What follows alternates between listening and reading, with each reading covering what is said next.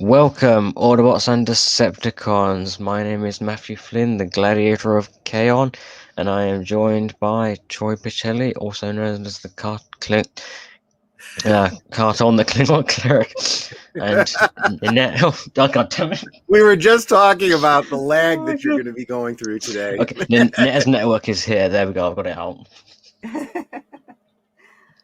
Hi, everyone. Oh, God. Okay. Now that we've stumbled that out, we can now start with the show. And today we are doing season 3 of the original Ben 10 cartoon. So the first episode will be Ben 10,000, despite what some American DVDs that I own will say. I'll bring up some images. You will be seeing images of other versions of the Ben 10,000. I can't really do much about that. Google just does what it wants to, I suppose. Well, I noticed that when I looked for artwork for that, you also run into there's a lot of fan art out there. Oh yeah, there was a lot of fan art of the different aliens, different versions of Ben, Gwen, Grandpa Max. There was so much of it.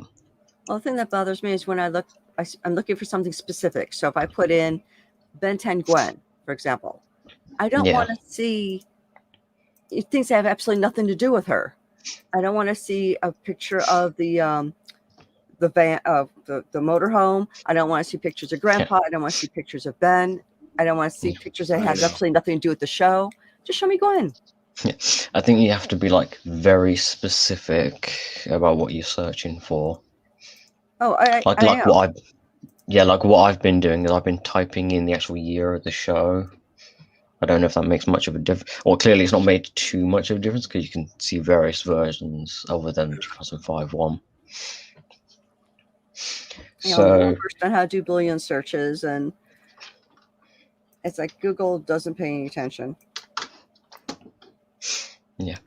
So the reason I view Ben 10,000 as the first episode of season 3 is because at the after the final episode of season 2, Back with Vengeance, Ben had defeated his 2 biggest enemies at that point, and he'd unlocked Master Control and then lost it again. So when he's then brought to the future to meet his future self is kind of, at least I view him as a reflection of how Ben would look after 20 years after defeating Kevin and Vilgax, because during that fight he was kind of a bit overconfident and then when we meet him in Ben 10, his 30-year-old self is also very overconfident, although he is a little more cynical than Ben is. Yeah, his adult self was very, the only nice way to say it is he was being a jerk. He acted like he was all that in a bag of chips and that nobody can touch him, and that's just really not the case. Yeah, because this particular future is one where Ben never took off the Omnitrix. So basically, this 30-year-old Ben has basically had the Omnitrix since he was 10, and by this point he's got 10,000 aliens. He's managed to unlock Master Control again, so now he can just go from one alien to another and not even worry about being human. And also, he's basically the world's greatest superhero at that point. And he kind of treats the whole being a hero kind of just like a day job, basically. Well, I thought so it kind of has made him very cynical. It's when the what are those guys called? Those other aliens, was it Galaxian Union or something? I can't remember what they're called. Oh, the Galactic Enforcers. That's it. And they when we see them again. Oh yeah, can we help out? And he's like, no, I got this. And then later on, it's like, oh well, they come to report something's going on. And he goes, you guys handle it. And they're like, Really? We can? Yes, of course. We'll take care of that. Yeah. Because he doesn't let them even do anything. Yeah. We don't really see much of it, but I think he might even just be monitoring for like any crimes that are happening. I think he might just be monitoring that just 24/7. Because when he's back at his base, that's all we see him doing. So I'm curious, Troy. What do you think of this episode? Okay, so I like the idea that first, and this isn't the first time we've done this. Last season we got that alternate history where, what if Gwendolyn had gotten the Omnitrix. Here we're seeing the seeds of a future being laid, and a future version of Gwen reaching back in time, bringing Ben and inadvertently her younger self through a portal to kind of do a personality correction on her version of Ben. And I was talking in the green room about this. I don't feel that this is a linear. This is, I'm the time travel guy, right? And I always, look at how does time travel work within a storyline. I do not believe anywhere in this episode do they even talk about the idea of anything Gwen doing altering her own timeline. I don't think that's how time works. She reached into the past to get Ben to affect something in her present, and putting Ben back, I don't think she's concerned about it changing her past, because I think that what ends up happening is that from that point on, young Ben and young Gwen are going down a different path. They're not going to go to the exact same future that they just visited. Yeah. You know what I mean? Yeah. Gwen did get to have some of her questions answered about her future. She's like, I went to college. I did this. Yeah. I did this. I became a black belt. And yeah. So I find that very interesting, because let's face it, how could time change, right? Oh, okay. Well, I become a black belt, so I don't have to worry about that. She never studies karate, then never becomes a black belt, right? But I think what actually does happen is all it did was reaffirm things that she was already planning, so she's going to go ahead and do them anyway. But I think that if anything is affected, it's definitely Ben, right? Ben, I don't think he's going to grow up to be the person that he saw, because he didn't like that person. So he's going to spend his life saying, I don't want to be that guy, right? Yeah. And also, if you look at the actually, if I get this image, if you look at the Omnitrix on his arm, it looks very different from his 10-year-old self, and that's because it's been on his arm for like 20 years. And basically this future version of this 30-year-old version of Ben is no longer his future. This is now an alternate future rather than and that change basically happened the minute 10-year-old Ben was brought into this future, right? That then branched off, and then that's no longer the proper future anymore. It's like an alternate one. We will actually meet this specific version of Ben again next season. Oh, good. But that's the only time we're going to see this specific 30-year-old Ben. After we're finished with like the original series, that we'll meet 30-year-old Ben at least 2 more times in 2 different shows. Mm-hmm. But those specific versions will be different each time. Like this one right here is the second 30-year-old Ben we'll meet, and then this one is then the third one that we'll meet. And it's actually kind of a case of every time Ben meets his future self, that then no longer becomes his actual future. Right.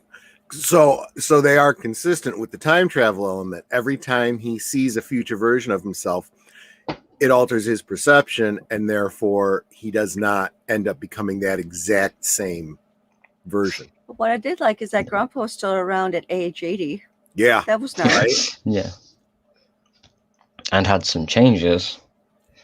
Yep. Specifically a metal arm, which when he first appears, you don't actually realize it's a metal arm because the animator specifically drawn his arm to just look like a normal arm. I caught that.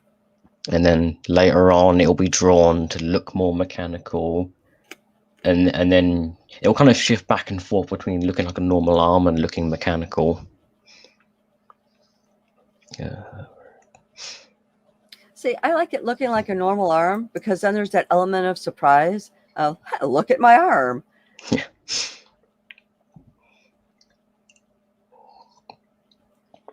And we got some people in the chat. We got Melissa Harris. Hi, Melissa. How you Melissa. doing? And we got Daniel Heron. Those are the only two I'm seeing right now. Oh, hello, Melissa, and hello, Daniel. Glad you guys are here. Yep, great to see you. Now, I like the whole cyberpunk aesthetic of this episode. For some reason, cyberpunk always involves Japanese writing. I'm not sure why. I think it's just a staple of the genre.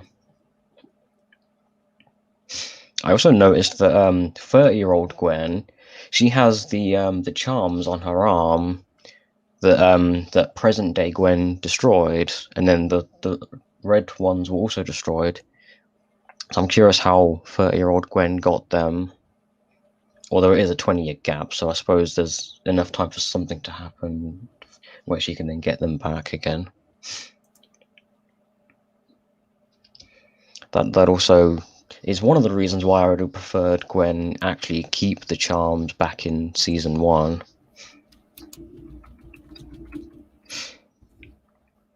Melissa Harris says that she and Jake love Ben 10. Good. Yeah. Netter and I are just learning about it as we go. We're actually watching it and then talking about it. Yep. But I wouldn't know anything about it if it wasn't for Matthew. So. Yep. Do you have any more to say about this episode? Nope. Some great foreshadowing, and I love the fact this show leaves nothing to waste. You just figure, okay, well, it's an offhanded story, and we'll never revisit, that again, because that's how most shows of the era were. But no, they put something in a story, and it's like that's not meant to be forgotten. There is one thing about this episode that kind of relates back to the primary timeline, or I suppose technically not the primary timeline. A PS2 game called Ben 10 Protector of Earth, which I have. It actually, a few designs from this episode are used in that game, like the design of Vilgax and the design of Dr. Animo. Those two designs are actually used in that game, although the game takes place, I think, after season 3. Mm-hmm. It's definitely not canon to the show because there are things that happen in that game that clearly conflict with the ending of season 3. I think the games are just considered their own timeline or their own continuity or something. Yeah. So let's.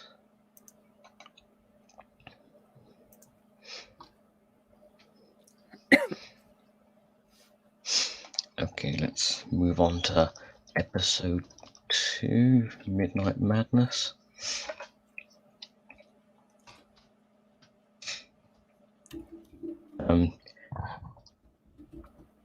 While I'm searching up the Google page, why don't both of you talk about what you thought of the episode Midnight Madness?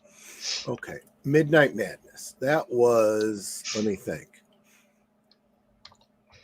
I'm trying to remember which one that was. Was that the one in the mall? Yes. Okay. So I kind of called it when I first saw it because it kind of starts out en medias res with Ben trying to stop a couple of jewel thieves. And the jewel thieves turn out to be old people with martial arts skills. And I'm like, okay, what's this? Then, we get back to them in the mall, and Gwen being all excited about meeting some sort of mesmer or hypnotist or whatever. Yeah. It's like, okay, I bet I know what's going on. The hypnotist is the villain, and he's hypnotizing people into doing crime for him. And sure enough, I was exactly 100% right. Yeah. I have actually written in my notes for that bit at the beginning. I've just written ninja old people. That's like, man, but they had some moves. Which I'm sure will sound familiar because in the season 1 episode, Permanent Retirement, that's exactly what Ben said when he saw the aliens disguised as normal people. He's just like ninja old people. Well, the thing that got me is that at one point, the mesmerizer guy put a beam out through the mall, and Ben, Gwen, and Grandpa were all running away from it. And Ben was like, don't look at it, don't look at it. Now, they weren't looking at it, but Gwen and Grandpa still got affected by it. Although Ben did go around a corner and we didn't actually see what Grandpa Max and Gwen, what happened to them. So it's very likely that they turned around for a moment and then were hypnotized. I think they're kind of playing up the fact that we didn't actually see anything happen to them. Right. And we also have at least 2 instances of Ben waking up in the middle of the night and then turning into an alien and then stepping out of the RV and then going off and doing something. Like he goes upgrades this clock and turns it into a helicopter and flies away with it. Well, the other thing is they weren't letting him sleep, but the only time the crimes were being committed was at night, so he could have gotten some sleep during the day. Yeah. I always found it slightly weird because I feel like eventually, after not sleeping for a while, you're just going to stay awake until eventually then you have been awake too long and then you just can't stay awake and you just fall asleep immediately. Because that's happened to me where I've stayed awake all night and at one point I just don't fall to sleep. I'm just past the point where I even feel like falling to sleep. But then if I'm awake long enough, then I'll just fall asleep immediately. If you want to get technical, I mean, if they're being really accurate with the way, hypnotism works, it's very possible that he is in a state that's very much like sleep where he could, be in a restful state, even though he's doing all kinds of other things. But you know what? That's however they wanted to tell the story. Let's face it, this clearly wasn't the. Oh, here's an early version of Gwen.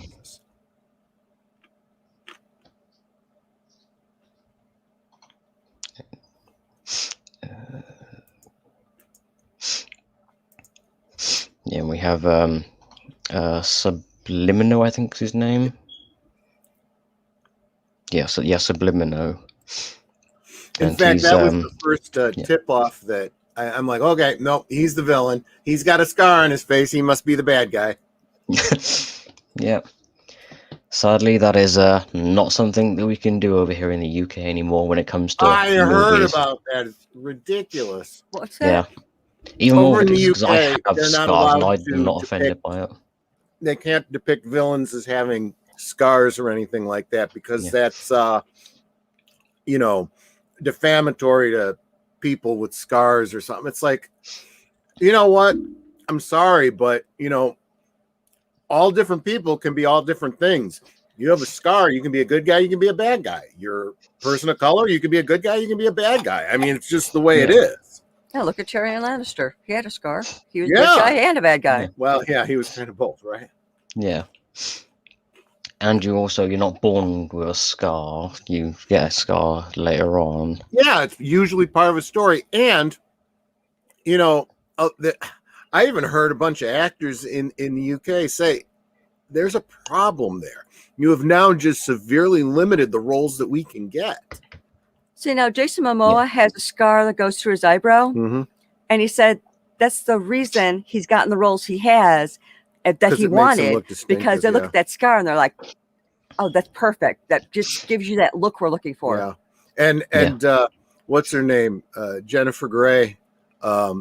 She had that, crazy looking nose. As soon as she got her nose fixed, she stopped getting roles because she didn't have a distinctive look anymore. Yeah, she looked just like everybody else. And she regrets that so much. Yeah, because having a scar, it's like it immediately tells people you've done something dangerous, because obviously you wouldn't have the scar if you didn't. Yeah, I mean, Indiana Jones has a scar because the actor had a scar. And so they explained it away in, the role. Presumably there's a story of how Han Solo got a scar, but we don't know what that is. Yeah. And not all scars are like big and obvious. Sometimes they're like very small and minor. Yeah.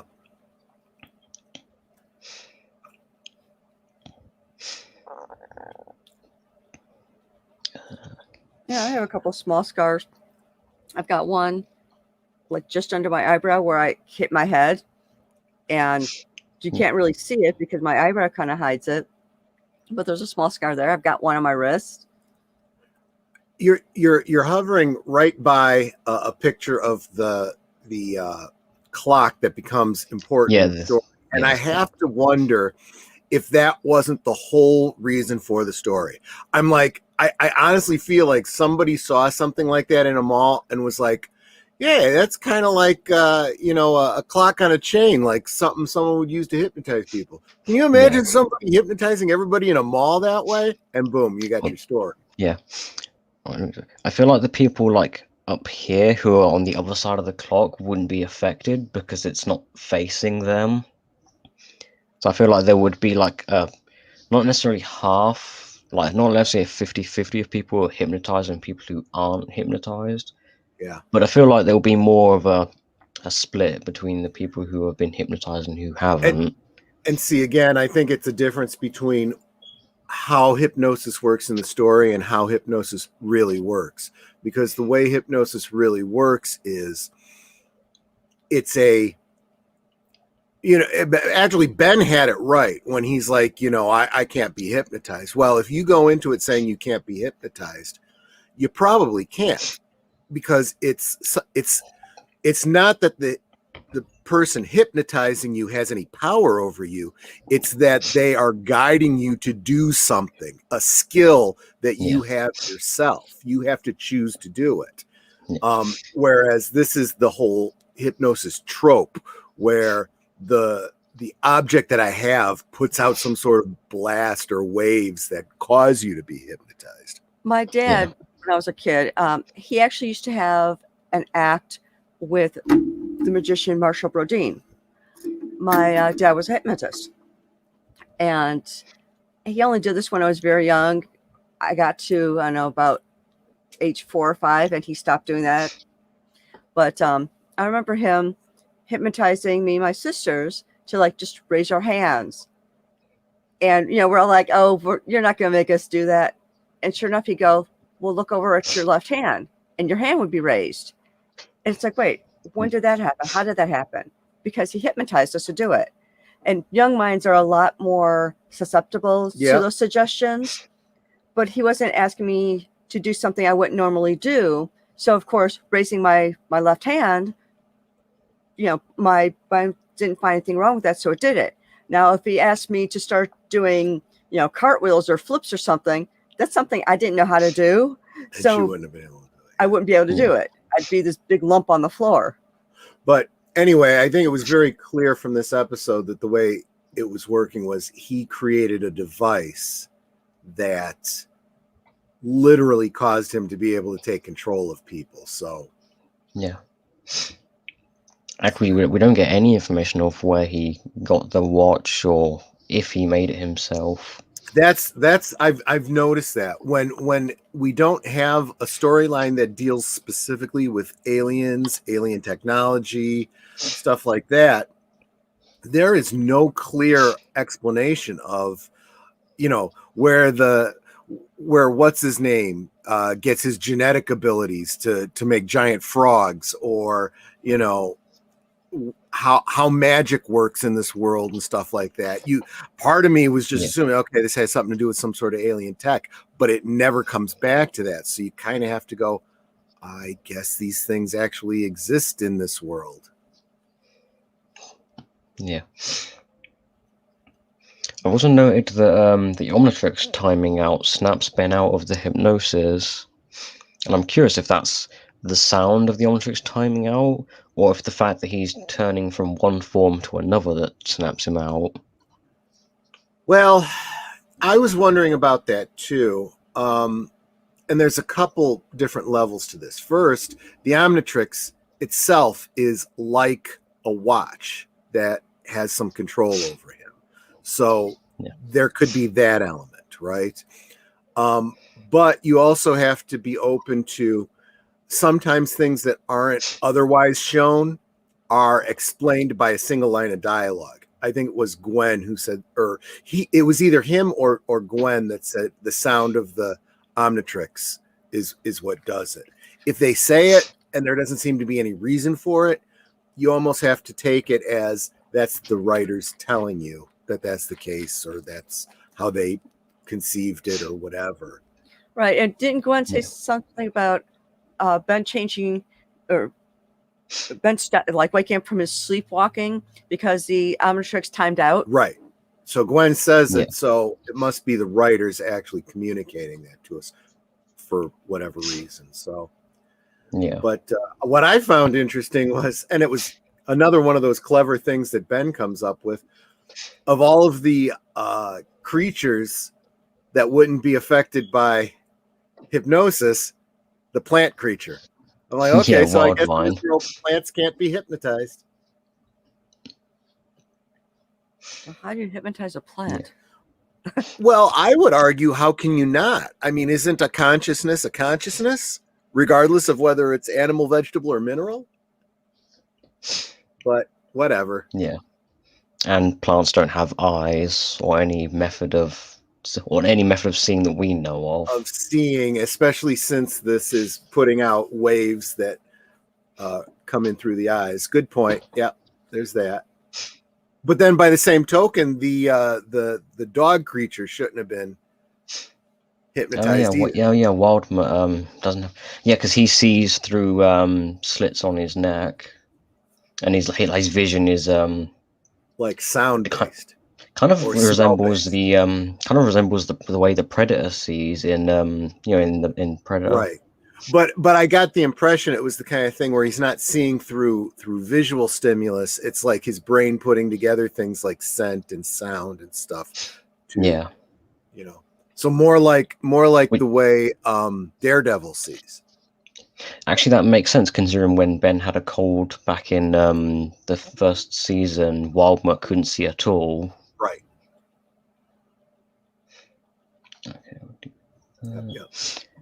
Okay, now we'll move on to episode 3, Change of Face. And this is where Charmcaster comes back and attempts to swap bodies with Ben so that she has the Omnitrix. And I got to tell you something. This storyline was one of those ones, and there's one like this in every season, where as an adult watching it, it's like you're a little bit tense. You're like, where are they going to go with this? And they keep it child friendly, but it could have gotten very adult very quickly.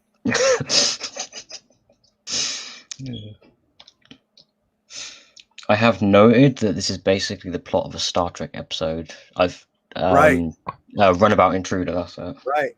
One of the questions or issues I had with that is when Gwen was in the prison and she was going to escape, the bag with all the tricks in it started flying after her to get to her.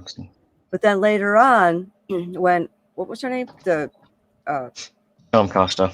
The spellcaster lost her bag into the ocean. It didn't come back up towards her. She was like, "Oh no, it's all lost forever." It's like, but earlier it came to Gwen. So why wouldn't it come to Spellcaster? I think it's because at that moment it had solid ground to bounce on, but when Ben like launched it off into the water, there's Oh, it like can't swim.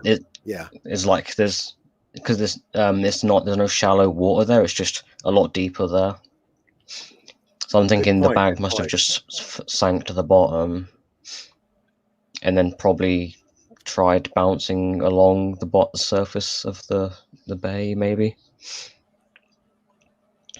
And there is one thing about this that I'm not completely clear on, and that's the fact that Charmcaster is still able to use magic at the level that she would at the level that she uses magic at, even though she's not in her own body.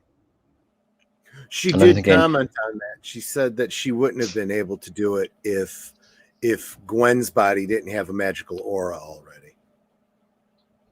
Kind of indicating that certain people have magical abilities and others actually don't. There's a different reason why Gwen like actually has, I suppose we'll call it magical potential or something like that. Yeah. There's a reason, but that won't come until a lot later.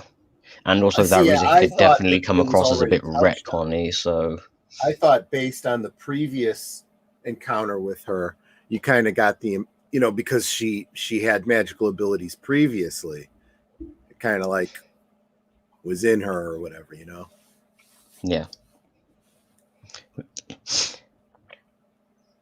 What I like is that she had the spell book, so that now she can do the different spells. Yep. Yeah.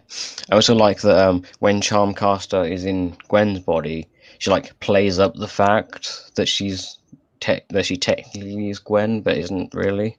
Yeah. She like pretends to be Gwen, although Ben still kind of like suspects that she's. Well, he doesn't know it's Charmcaster. You know all this. Why are you why are you asking me about the Omnitrix? Yeah. Yeah. And he even said things like, "You know all this. Why are you asking?" Right there, that should have been his first flag. Yeah. Which brings up the interesting point when later on he doesn't believe, the actual Gwen in the wrong body until she calls him a dweeb or something like that. And he's like, yeah. Gwen? Which was exactly the same way Gwen recognized him when he was, in the alien body in the very first episode. Yeah. And also we get later on when Ben and Gwen are when they two have swapped bodies, and then Gwen is the one using the Omnitrix. She isn't very good at it because she she nearly like crashes right off the boat, like only a few minutes after using one of the aliens. Right. But then she does say something nice. She's like, "Well, I gotta give Ben credit. This is harder than it looks." Yeah. Yeah. Which does kind of go to the fact that it's not as simple as just transforming and then doing stuff, because like some of these aliens have very different methods of movement than us humans. And we get more confirmation of that this season as Ben gets some new forms and is like, I got to learn how this guy moves and what he does, Like when he became the mummy.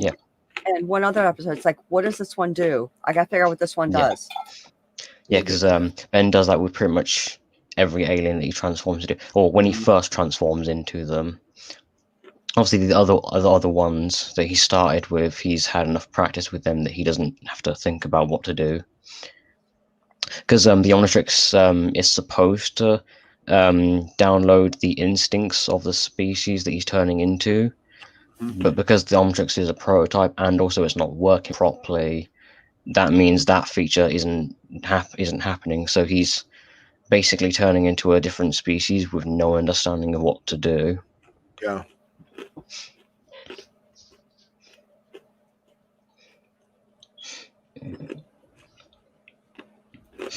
I also like the this chase right here when he turns into Diamond Head, and then the Segway breaks, so then he decides to run along the roofs and shoot diamonds into there to create kind of slides.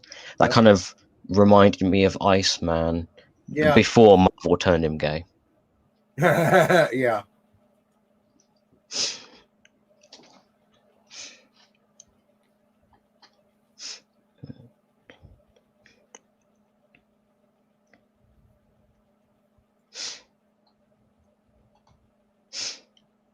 Oh yeah, and what is it? Massachusetts, I think, is the city they're in. Oh, sure, because Salem, Massachusetts. Yeah, they talk about that, which makes sense. Yeah. You know, Salem witch trials and the whole witchy history. Yeah. Which also is a great opportunity for Gwen to be in the stereotypical pilgrim pointed hat that we associate with witches and stuff. Yeah.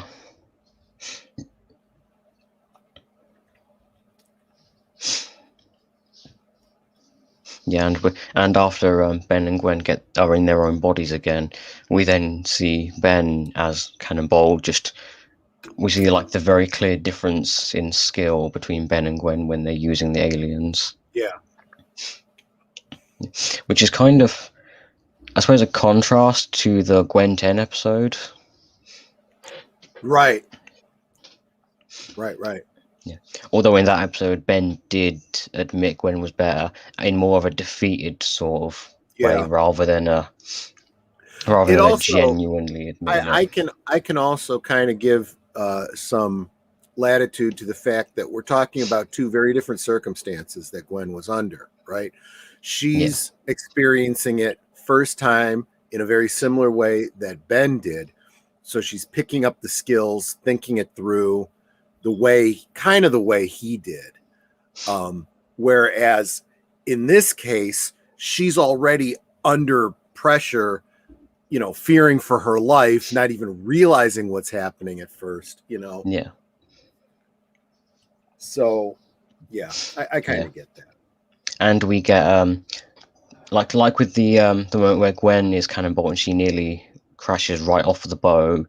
When Ben is in control of his body again, we see him almost do the same thing, but when he crashes into the side of the boat, he actually stops and rolls and then continues rolling the other direction. Yeah.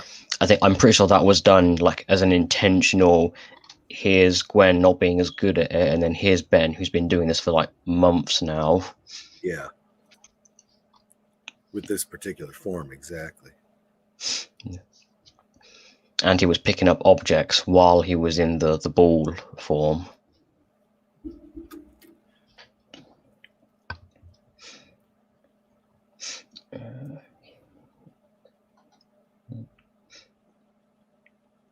Oh. Well, I've just been sitting here staring at a Google screen with not actually sharing it. Oh, okay. I didn't notice that. Okay, that explains that. Yeah, because we have, I believe this is just after Ben and Gwen switch bodies. Yeah. And they come out of the smoke and realize they're different. And then we have, yeah, that's at the end when Ben kind of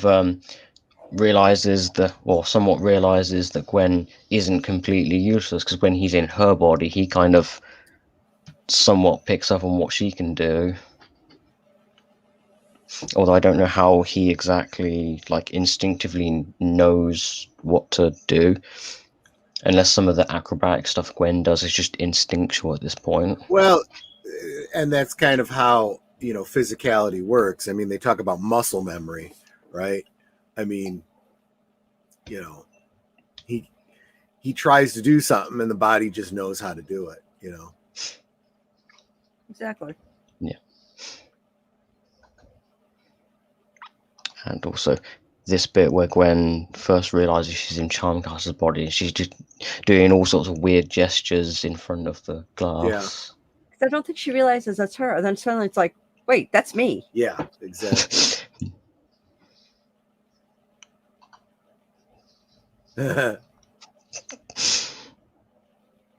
I did notice this season, and I mean, this has been true throughout the show, but I especially caught it this season. The animation style is very, anime style, you know? Yeah. This is definitely a anime influenced style.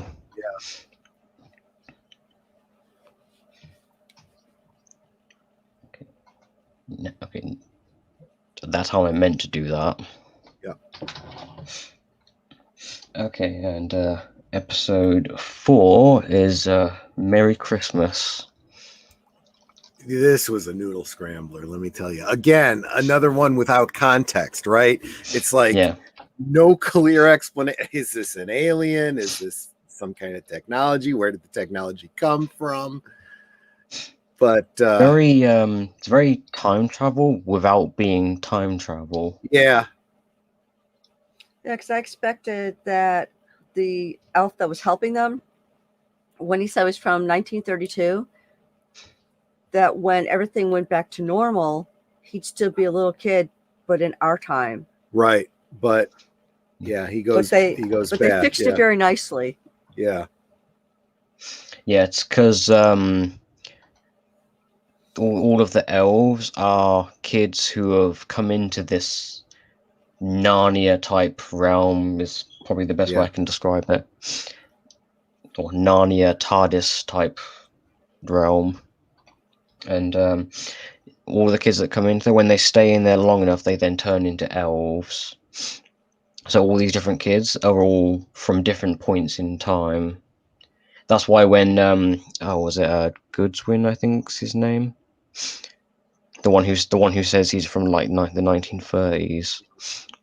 I think it's a case of it was the 1930s when he entered this place, and then he was here long enough that he then became an elf and then was stuck here forever. Right. Or I suppose until Ben, Gwen, and Grandpa Max entered here and then fixed everything. I think it's a case of it's like a fixed time, like a small area that is like a fixed time, and then the outside world moves on as normal. Yep. And then when they fix everything, the time then or the area then reverses back to the proper time, and all of the elves are turned back into the kids from whatever time they're from. I'm not sure what episode Melissa's talking about, but she said, "How is Charm Heck's niece? Does he have a brother or sister? I never got the relationship." Oh yeah, that's right. Okay, Charmcaster is the niece of Hex from the previous, the black and white guy, the black and white guy in the red cloak, or in the red hood. Yeah, that does get explained because Hex's brother, we do see him, but not in this show, in a later show, and also from a different dimension.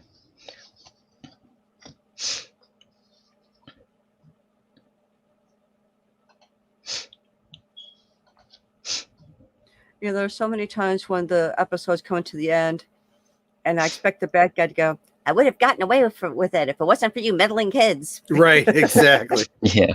The Scooby Gang. Yeah. I had to wonder if this wasn't. I have no idea when these originally aired, but I'm wondering if this episode didn't air right around Christmas time. Yeah, because this would have been the first season was in 2005 or December of 2005, and then the rest of the season was in early 2006, and then season 2 was airing in the rest of 2006, and then 2007 would be season 3, I believe, because the 4th season aired in 2008, and then as soon as that season finished, the first season of Alien Force aired that same year. Although the stories all take place in the summertime, so there was even a all 4 comment seasons about Christmas are in in summer or something like that. Yeah, from the first present that was delivered. Yeah, it does. it does get a bit of a headache when you think it's 4 seasons, but it all takes place in the summer of 2005. Oh, like I'm just Phineas and thinking, Ferb. Yeah, like Phineas and Ferb. yeah, I'm just thinking, how does all this happen in like? Well, for me, it would be 2 months. Summer would be 2 months. I don't know if it's different over in America, like the summer holidays. It's usually like half of June, all of July, all of August, and then they go back to school beginning of September. Right. So yeah, it's two and a months half and then months. maybe a week or two. Yeah, and I'm just thinking they're definitely stretching time a bit because I feel like the 4th season of this show, maybe it's just the way it plays out, but it definitely feels longer than two or so months. Especially since back in the Gwen 10 episode, Ben actually does mention that they've been on summer vacation for months, and like Ben's had the Omnitrix for months by that point. Yeah. And that was early in season 2. Right. Although that was an alternate Ben, so it's very possible that that was a Ben from slightly further in the future, maybe. Possibly, yeah. Good. We never get a confirmation of where that specific Ben came from, or how far in the future that Ben came from.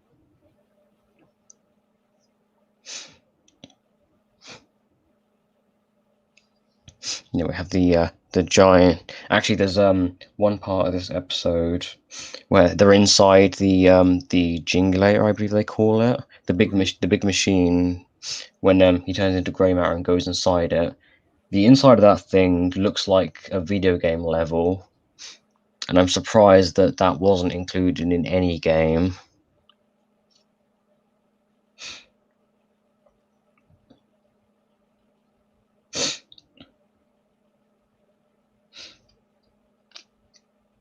I also find it funny that when Gwen turns into an elf, she then mentions about it being like unfashionable or out of fashion or something like that. And I'm just thinking, if she went to a convention, she wouldn't look out of place at all. Right. It's a good point.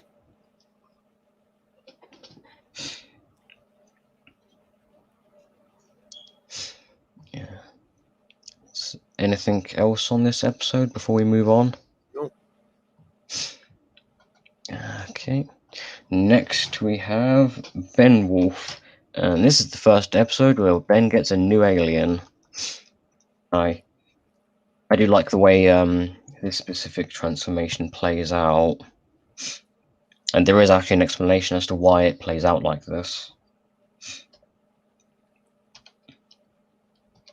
I thought it was interesting that he got bit as one of the other aliens. I'm like, I didn't think of it right away, but then it was like, wait a minute, he got bit by a werewolf. And then the werewolf hit the Omnitrix.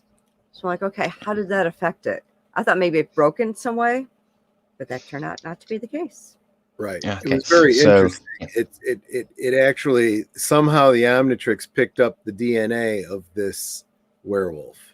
Because when it hit it, it must have scraped off some of its cells.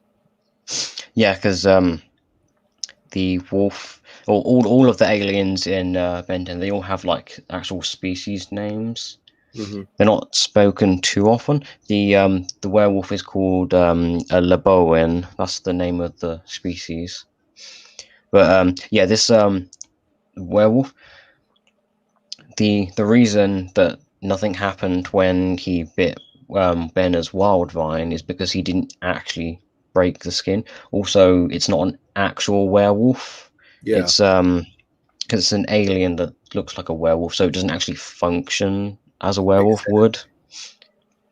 And the fact that the wolf scratched the Omnitrix. What happened there is the Omnitrix went into capture mode. That's why it has the yellow. That's why it was glowing yellow, because it was in capture mode.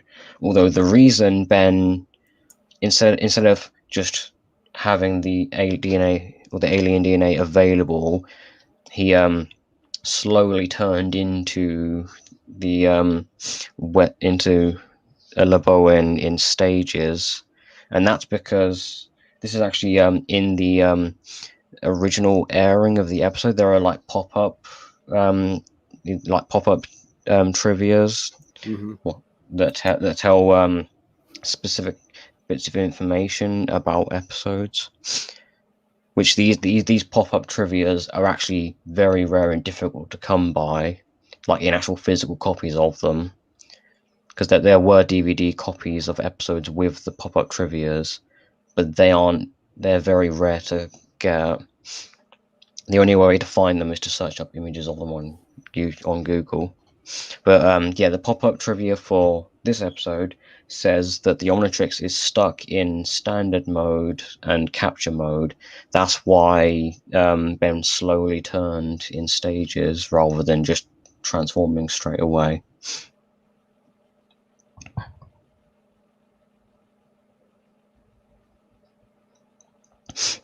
And we also get to see another former plumber. I don't think they said his first name, but this guy right here. Oh, Wes Green. Yeah. Oh, wait, did they say his first name, or are you looking that up? I actually don't remember why I know that. Okay, yeah, because obviously I know that this is Kai, because they actually say her name. Yeah, she's the granddaughter. He gets a girlfriend. Ben gets a girlfriend. I suppose it's kind of, not necessarily. I mean, Ben does have a crush on her when he actually first sees her, so there's that.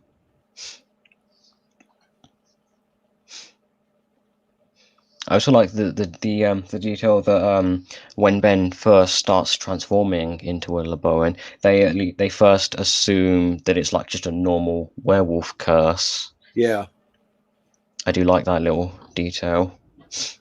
And then when they try and, I think it was Navajo. What did they call it? Yeah, I've completely forgotten the name of the because they have like a specific word for werewolf that they use. I had never heard it before either. I had to look it up because usually we just refer to the anglicized translation, which is skinwalker, but I guess it's Yenoldushi. Yeah, that was it. Yeah, Yenoldushi. And of course, they had to look for a specific plant that would help with something. Yep.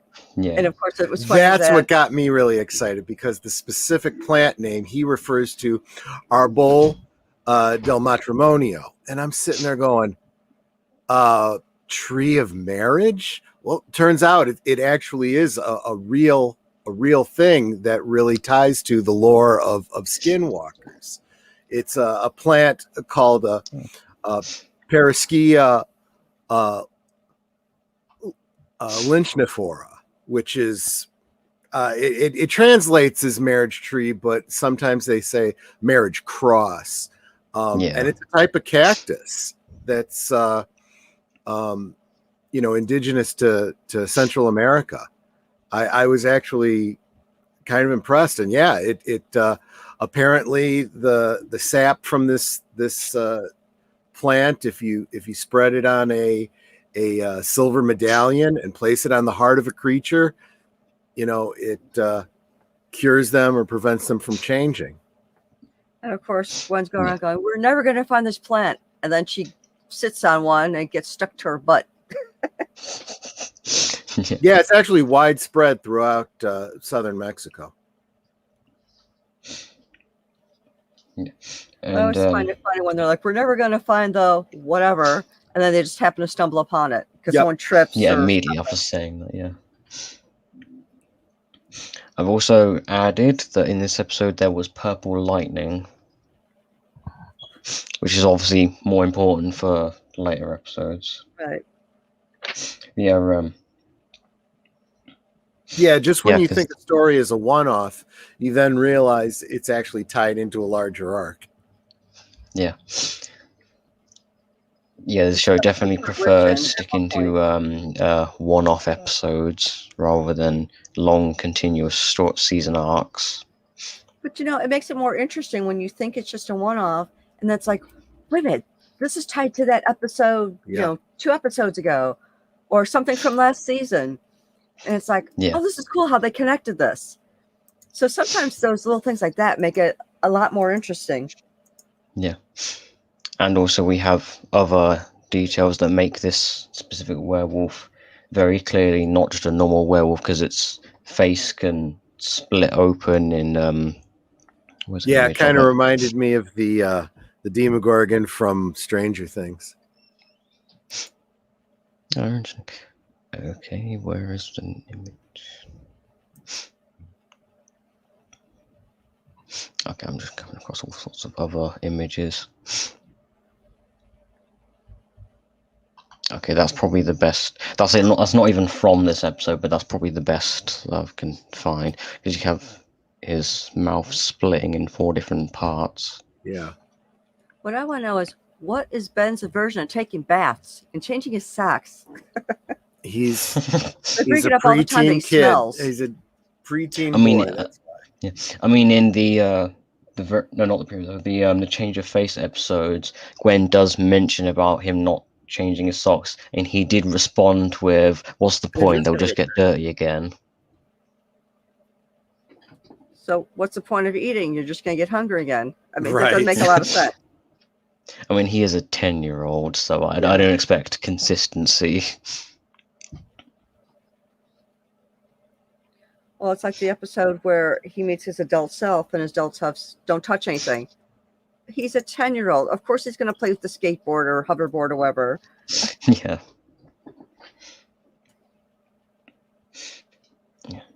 Is that everything from this episode? Nope. Oh yeah, we do also have the werewolf taking satellite dishes and other technology, and then obviously the episode ends with it showing us what he's like kind of created out of all of it, and it just sort of leaves it as a mystery of what that is. And it does kind of make me hope that he ends up running into Kai again sometime. Okay, I don't want to spoil anything, so I'm not going to say anything about that.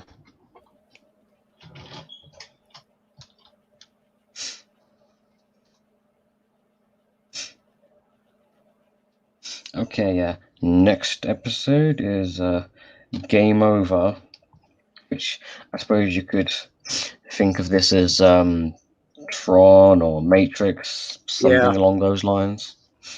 That's actually kind of cool. Actually, I suppose Tron might be a more apt comparison. And it did kind of, I almost felt like we'd been building up to this all along, where he was always talking about Sumo Slammer and whatnot. Yeah. You can definitely tell this came out in the early 2000s when anime was like really popular. Yeah. And just Japanese stuff overall was just really popular.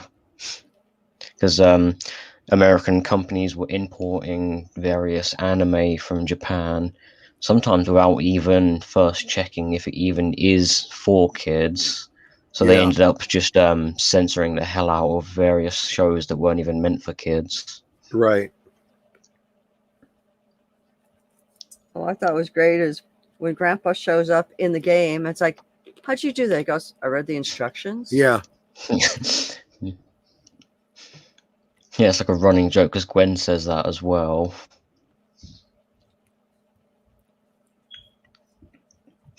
Yeah, because you have Ben grabs the samurai, the katana from one crate, and then Gwen grabs a bit of paper that I'm assuming can only turn into this very unusual giant ninja star thing. Yeah. Yeah, I figured her paper was more important. Yeah, it also kind of speaks to their personalities, right? Because Ben is just hack and slash. Yeah, turn into a big strong alien and punch the enemy. Exactly. Whereas she is read the spell, learn it, cast the spell. Yeah. Well, they're not to say Ben's an idiot, because he is smarter than he lets on sometimes. He's just way more tactile and less cerebral. Yeah, because I also like the fact that the Omnitrix he can't actually just turn into whatever alien he wants, because after he turns back from being upgrade, and then before he realizes that he can't just turn back into upgrade again, he's like, oh no, don't worry, we'll just wait for the Omnitrix to recharge and we'll be out of here. Yeah. I do like that whole that they have to actually go through the different levels to find tokens to then allow him to turn into an alien. Of course, That that is was great. yeah. When they're asking the big sumo dude, it's like, do you know any cheats? He goes, sumo never cheat, but I know a shortcut. Yeah. Yeah. Yeah, and yeah, the whole collecting an alien one at a time through different levels. That's ironically enough is exactly what every Ben 10 game does. They start you off with like 1 or 2 aliens, and they get you to go through levels and progressively acquire each alien as you go. They really did do a good job in this episode of maintaining that whole game logic. Yeah. Although most Ben 10 games only let you play as like at least 5 aliens rather than all 10. There's only like one Ben 10 game that lets you play as all 10 aliens, and it's not even like the original 10. It's just 10 specific aliens from that specific show that's related to. And also you have to unlock all 10 aliens as you go through each levels. So it's like by the end of the game, then you can go through all like 10 of his aliens. I am still waiting for a Ben 10 game that lets me transform into all of Ben's aliens rather than just like a specific number of them. Well, in fairness, you're experiencing it the way he does. He doesn't always get that choice. Yeah. Although at least in the game, I can actually transform into the specific alien I want to turn into. Oh yeah, and we have this moment from Gwen when where they're trying to solve the riddle. All right. I do like the way this actually. Mm-hmm. Yeah.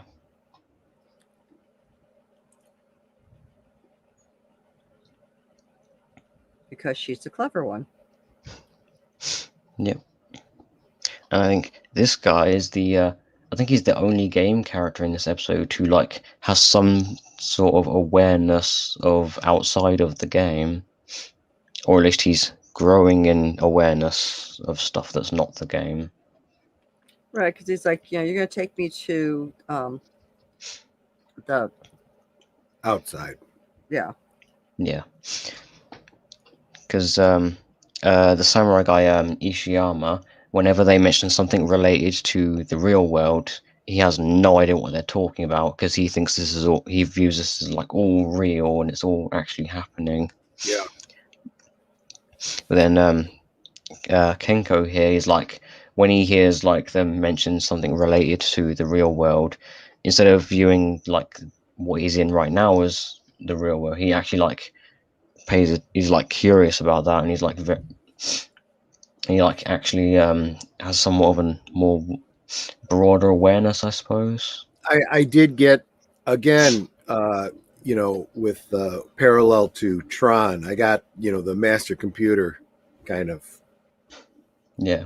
I thought it was interesting that when Grandpa hit pause, they literally paused in the game. Yeah. I would imagine that's what the inside of a game looks like when you pause it. Right.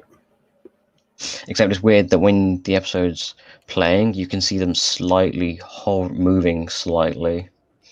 Yeah. So they're hovering. Yeah. And also they can still talk as well. Well, because you can freeze the game aspect, but you can't freeze their consciousness, which isn't really part of the game. Yeah. Although I do find it strange that even though I like the whole Omnitrix aliens being confined to icons that Ben has to collect, I do find it slightly strange that the game almost changes itself to accommodate that foreign element. Yeah. But you can also blame that on the upgrade interface. Yeah, I suppose so. Okay. Also, this is an instance of where the characters are very much more anime looking in their design, with like Which the is in ridiculous spiky keeping with hair. the setting, so it made sense. Yeah, I would imagine there would be some purple-haired weirdos who would probably call this cultural appropriation because this is an American cartoon and they're in like a Japanese-styled setting. But it does make sense because in universe, like you could very easily say that this game or this Sumo Slammer franchise in universe is Japanese. Maybe then it's perfectly fine. Well, I'm just waiting for someone to point out that these purple-haired weirdos are actually culturally appropriating geek culture, so they can just see their way out. Yeah. I'm sure there are definitely some people who are definitely reflecting that back on them. Yep. Next episode is Monster Weather, which is my other personal favorite episode of this season. Yeah, so this story takes place in Chicago, in the Chicagoland area, and Netter and I kind of struggled with it a little bit because for all the different ways that Ben 10 does a great job of being accurate, like I was just talking about with the Navajo, folklore and stuff like that, and I was surprised by the real plants and real things that they reference. They get to Chicago and we don't ever see the Sears Tower. We don't see John Hancock.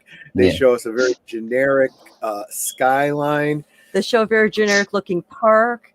It's like where they It's would have those Grant specials. Park, or it would be referred to as Grant Park. Yeah, it would be Grant Park, which is huge and very distinctive. And Chicago's never had a drought. Yeah, so yeah, like, they're talking about a drought. So that one I could probably give them because it's like, okay, this is an alternate history. This isn't, actual, history for our world in 2005 or whatever it is. But then they're talking because they needed it to be, a thing. He's like, yeah, the coldest winter. In fact, lower center of your screen. In that very spot, he's talking about the coldest winter I ever remember I was in Chicago, so on and so forth. And what he's referring to is, or what he was getting to is salt trucks. Yeah. There is no way in the middle of summertime you would see two salt trucks sitting in the middle of the street. Just very large salt trucks at that. Right. The salt is all... And I don't think most people driving around the city of Chicago would even know this, but the salt is actually stored in these big silos, off the main highways. So yeah, that would never be just parked on the street like that. Yeah, that was definitely for plot convenience rather than anything else. Plot convenience, but it really did pull me out of it because I'm like, the only time you would see trucks like that is in the wintertime. You'd never see that in the summertime. Yeah, so it's like it really threw things off. So it's like, it's as far as them trying to represent Chicago, big fail. I felt like that, but it was still. Although me as an 11-year-old British man, I wouldn't have known anything about that whatsoever. That's true. Yeah, and the other thing is, one thing that they did get right though was that he wanted to go up to a convention in Wisconsin for Sumo Slammer or something like that. And I almost felt like it should have been the other way around. I felt like the Sumo Slammer convention should have been in Chicago, and the concert, the outdoor concert should have been in Wisconsin. That would have made more sense, but it doesn't really matter. Placing Chicago right near Wisconsin is absolutely spot on. So that part they had on right. Yeah. Not really 100% clear on the reason why they specifically chose Chicago. Maybe it's because that's an area they haven't actually featured in an episode by this point. Well, it would have been fine if they at least include some of the iconic buildings. So, I mean, like when they're showing the kind of like downtown scenes, show like the John Hancock building or Water Tower Place or something that's distinctive to Chicago, or even the Sears Tower. But they didn't do any of that. So it's like, this doesn't look like my city. Yeah. Yeah. There's probably multiple factors for that. Not just them not doing the I have proper no doubt that research, but it could also probably be like animated time shorthand. constraints and stuff like that. Yeah, it was probably just animation shorthand. They just needed to use a generic city because they needed to get the backdrop, and they didn't really have time to do a special backdrop for this specific episode. But even if they just showed one of the iconic buildings once, I know. you know, Or even Yeah. an establishing shot at the beginning of the episode that showed, a stylized Chicago style skyline. Yeah, I dig it. But yeah, still very interesting episode. oh, I like the episode. Again, no explanation of where the technology comes from or how it came into existence. All we know is that the Sam robot is like the weatherman himself. He's the one who made that robot because I know he specifically says that he made him. Although where he got all the parts and like all that more technical stuff, I'm not sure about that because that's never mentioned. I do like the way that the Sam robot actually sounds, and also each time he goes up into the sky and like becomes some kind of weather monster, he's like a different element each time. Like the first time he turns in. It was very clear that the characterization of this robot was very evocative of the HAL computer in 2001. Yeah. I can't do that, Dave. Yeah. Although his he was like when he went up the first time, lightning struck him. So I think they were trying to make it clear that him being struck by lightning kind of messed with his programming. Mm-hmm. Maybe a circuit was fused or something. I really would have loved it though if there had been this was an opportunity where they could have tied it into the overarching storyline with the werewolf and the mummy. If it had just been purple lightning, Yeah. And I like the way Ben defeats each form that the Sam robot takes when he turns into a weather monster. Like the first time he turns into Heat Blast and he like creates a fire tornado underneath it. And then the second time he's accelerate already because he planned on running off to the Sumo Slammer convention and then running back before they even knew he was gone. Yeah. And I also like the fact that when he does that, and he like walks out, and just a random rock band thinks he's one of their members in costume. Yeah. And I don't know if this might have been intentional, but that rock band, they kind of had like a Kiss vibe. Yeah, they did. I feel like that was probably intentional. And also, the band that Grandpa Max says that he's there to see, I believe he calls the band Shag Carpeting, which I would say a fictional band. Every time I hear that name, I keep thinking it's like some kind of sex joke.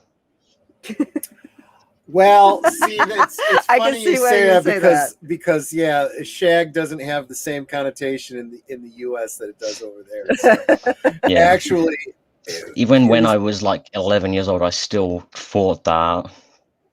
Yeah, I can see why you would say that. Whereas I immediately got, given the context, I totally got that they meant shag as in the 60s. It was literal. Yeah. Literal shag carpeting was very, very popular in the late 60s and early 70s.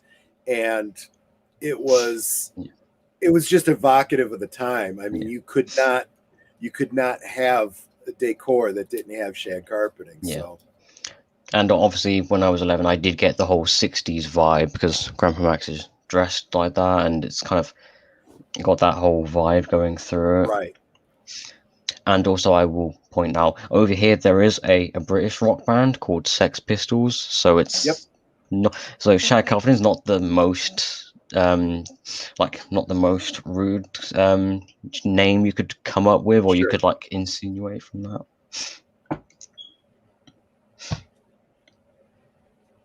I also like that when Ben is accelerating, he takes out the Sam robot when it turns into a lightning storm monster.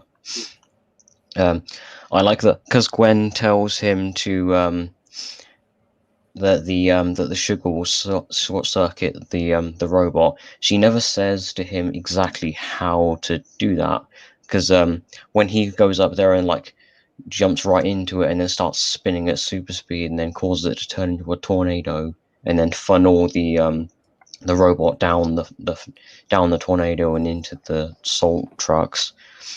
That is like all Ben coming up with that idea. Yeah. Because all Gwen told him to do was to like what he needed to do, not necessarily how to do it. So the method of stopping the weather monster was all Ben there. Which is again speaking to his familiarity with his abilities, and Gwen really not, right? If she'd been in that circumstance, she wouldn't have known how to use those abilities quite that way. Yeah. And apparently, Accelerate is has some level of resistance to lightning because he gets hit straight. He gets hit straight with a bolt of lightning, and he like flies off and hits the floor. And he isn't too like his face. He's like it clearly affected him, but it wasn't like super damaging to him either. Right. But obviously, if he was a normal human, that definitely would have killed him.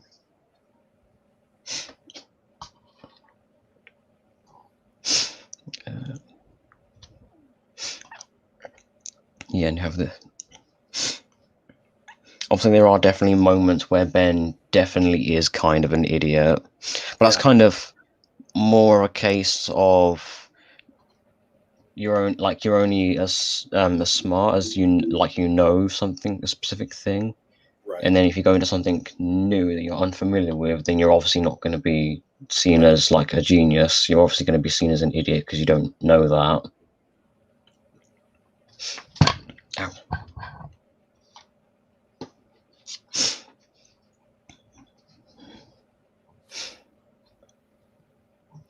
Okay, let's go to the next episode is Super Alien Hero Buddy Adventures, which I think is the longest title for the show so far.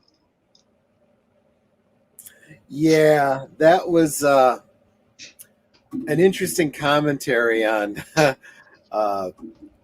comic book industry, I felt like. Yeah, because I definitely got a whole Adam West Batman vibe from some of this episode. Oh, yeah, that too. Sure. And I suppose a commentary on Hollywood itself, because there's one part there is when that line about, how Hollywood can't come up with an original idea anymore. yeah, because one of them says that he stole my idea, and Ben just turns to look at it and is like, "Really? Can't anyone think of anything original in Hollywood?" Yeah, I think that's the it's not exactly. exactly the line, but it's the general idea.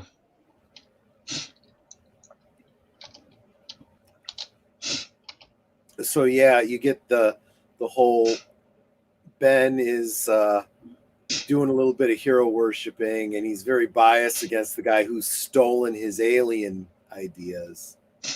Yeah, although I feel like for the whole obviously Ben hasn't like filled out any kind of copyright on like the alien designs or the names or anything, so technically they are, I suppose they're not necessarily, I wouldn't call them public domain, but like there's no like no one's going to pull any legal action. It's not what you would consider to be intellectual property. It's not like he came up with them.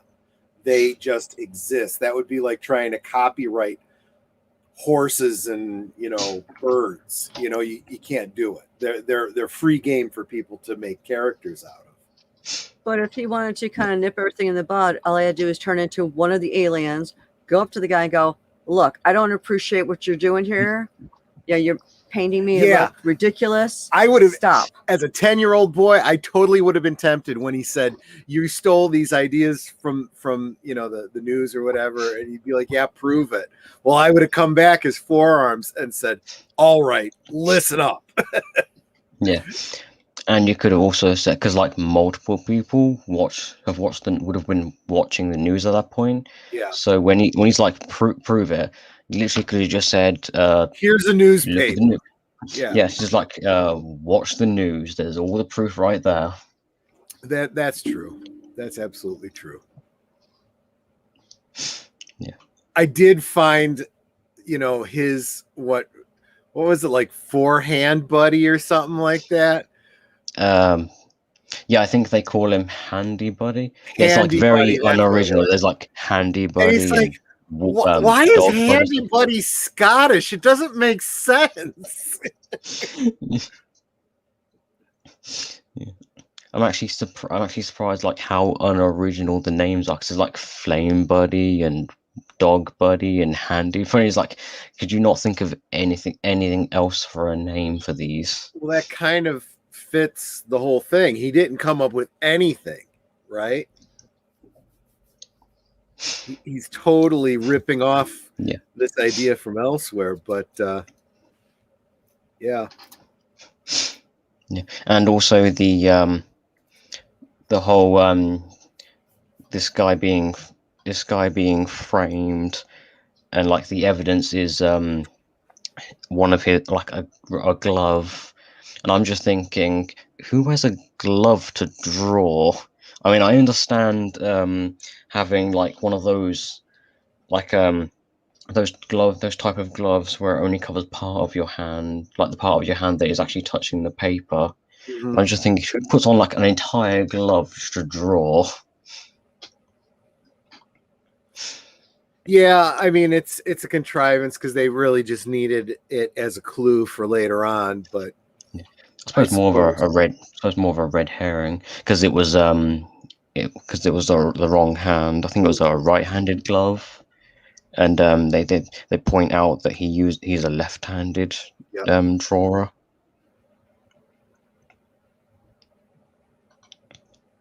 I also like the fact that when Ben's turned into four arms and he's saving the kids, they just think he's one of like the alien hero buddy things, and then like talk to him about that, and he's like, and he says to them, he's like I'm not that, and he's like, and they just like he's just like, aren't you worried about copyright or something like that? Yeah. Yeah, he's like, sue me. Yeah, sue me.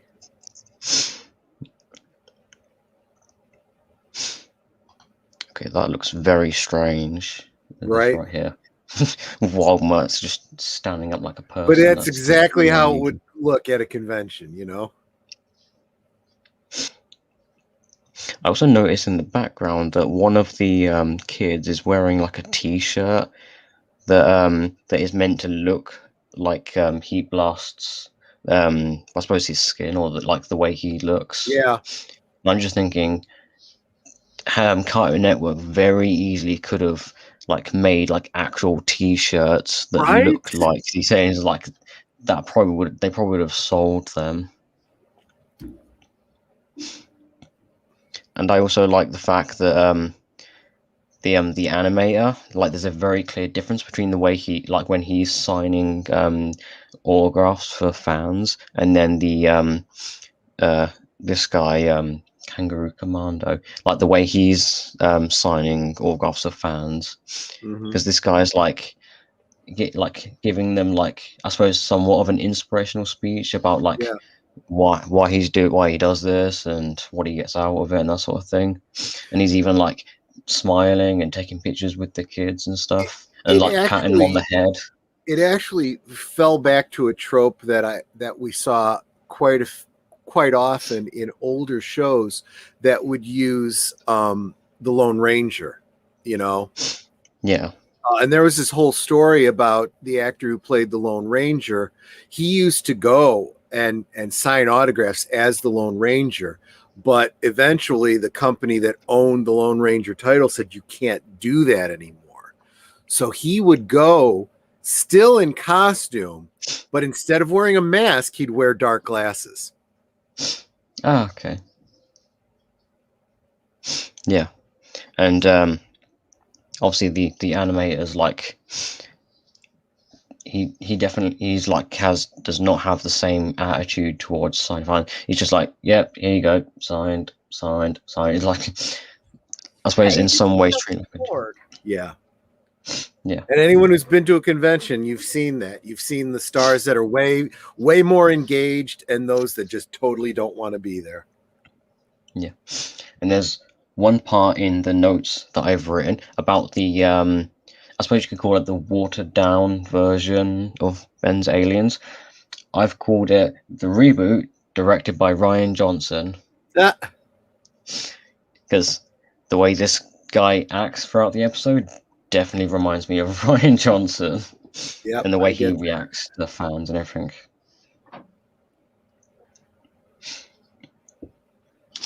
I've also added that one of the animatronics that Ben that comes out of the ground and attacks Ben looks very strongly like Godzilla, but obviously no one says it's Godzilla, and it only vaguely looks like him. Sure. So I think that's clearly, if it looked any similar to him, then Toho would have sued them, or the Toho definitely would have come down on them for that.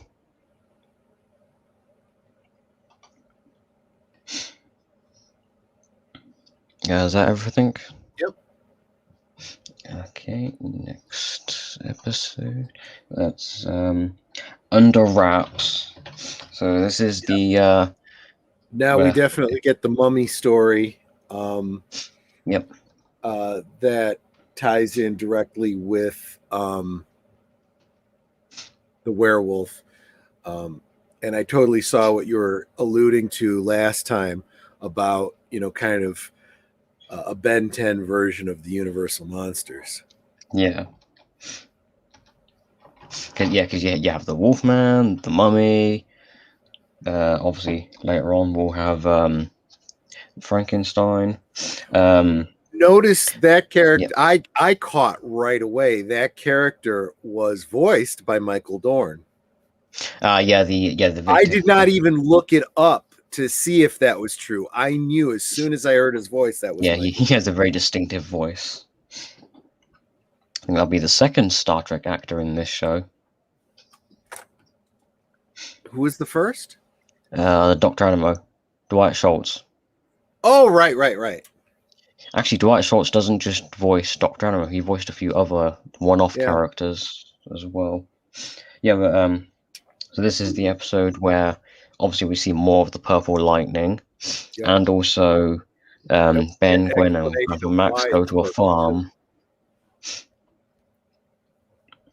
Yeah, and obviously of course this is the probably the first instance of us seeing Gwen actually learn magic. Yep. After she took the spell book from Charmcaster. We also see a very interesting aspect to magic. It's obviously a force that is projected out from her body, because when she does a spell inside of an environmental suit, it blows her up into a balloon. Yeah, like this. Yeah. Yeah, because they're in level 10 hazmat suits, which I'm going to assume is either plumber tech or alien tech, one of the two. Yep. We don't get a confirmation on that. We just level 10 hazmat suit. That's all we get, and it obviously protects from radiation. Because in this episode, the mummy, the mummy of the episode is digging in in the ground for a purple rock called corrodium. which as soon as I hear that, I immediately think corruption, and then I think purple is associated with corruption. I feel like that's probably the train of thought they went on with that. Because corruption and corrodium sound very similar to each. I don't know if there is an actual association there. I also noted that the mutant cows that we see in this episode, before they are mutated, one of the cows didn't look like a cow. It looked more like a bull to me. Yeah, that was. I think that was strongly inferred when in the early scene, the cow tipping thing, it was the bull that was threatening the kid and driving him off. Yeah, because the other two kids ran away scared, and then before the bull itself, before it could actually do anything, the mummy then appeared and scared the bull off. Yep. And then obviously, well, we don't see it, but obviously the mummy dug up the corrodium and then mutated the cows. Yep.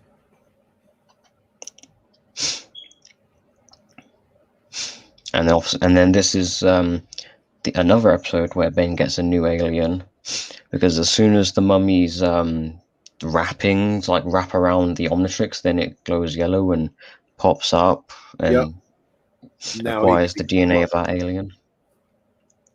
Yeah. So obviously the capture mode is there for any alien DNA that isn't already in the Omnitrix. And obviously the werewolf, the mummy, the Frankenstein, also obviously their DNA that isn't in the Omnitrix. Although weirdly enough, Ghost Freak's DNA was in the Omnitrix, and I don't know if this show doesn't say anything about that, but later shows will establish the mummy, the werewolf, Frankenstein, and Ghost Freak's species. They're all from the same solar system. Obviously different planets, but the same general solar system. Sure.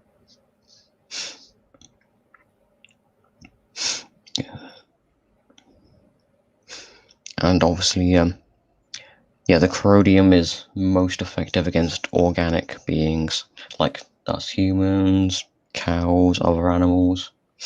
Because when Ben turns into one of his aliens, he's completely unaffected by it. Yeah. Or that might be because the two aliens he turns into aren't organic aliens, they're inorganic. Because Diamond Head is a living crystal, and Upgrade is living metal. So I suppose that kind of plays into why he wasn't affected by the corrodium when he was those aliens.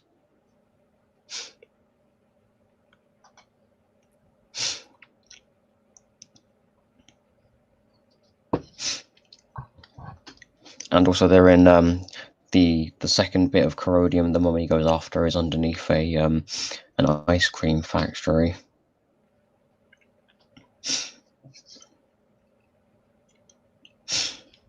And obviously the mummy itself is also resistant to the corrodium, but that's because corrodium is most prevalent from the mummy's home planet and also in his overall solar system that he's from. So that's why him, the werewolf, Frankenstein's monster alien, that's why they're not affected by it.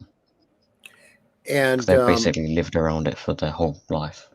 This was the episode where Ben turns into a mummy and he has to figure out exactly how. Oh no, that's not this episode. It's not this episode? This episode where he gains the DNA of the mummy, but he doesn't actually turn into it.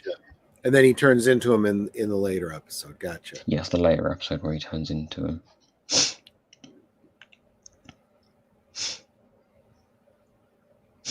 Yes, and so Grandpa Max, this is, and also the earlier when they're doing farm chores, and Ben's kind of cheating by turning into an alien and doing the chores that way. And no one but at the same time, he's right. Yeah, but what I noticed is when he was doing it, even though he was turning into an alien to do it faster, he was still doing the Doing chores. all the work, exactly. Yeah.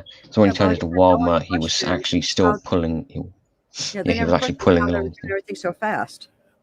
If anything, by doing it all faster, he ended up having to do more work. Yeah. Yeah, because I know the whole idea they're trying to get across is like not to use the aliens because it's like I don't know, taking away from the effort required. But it's kind of undercut slightly by the fact that Ben is still doing the chores even if he is transformed into an alien.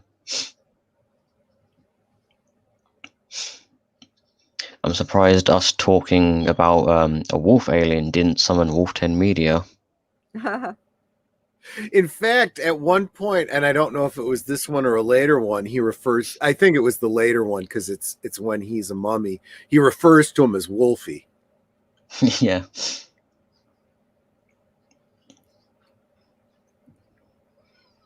And he refers to him as Fang Face and what was Which, the of other one? course, is a throwback to Hanna-Barbera, who actually had a character named Fangface. Yeah. Oh yeah, and he also called the werewolf alien Fido as well, Yeah, which is obviously more dog related than wolf. yeah, he was just trying to be a little derogatory, I'm sure. Yeah.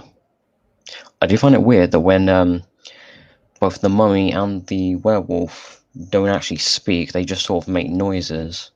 But then when Ben turns into those specific aliens, he can speak. I'm not sure what's up with that. Unless those two are specific, unless those two not speaking is specific to them, not their species. Well, I think it really has to do more with what Ben is when he turns into those aliens, right? Because you have to imagine that the aliens he turns into don't normally speak English. They may not speak at all, Yeah, like but Wild they Mutt. have to accommodate his ability to communicate, right? Yeah.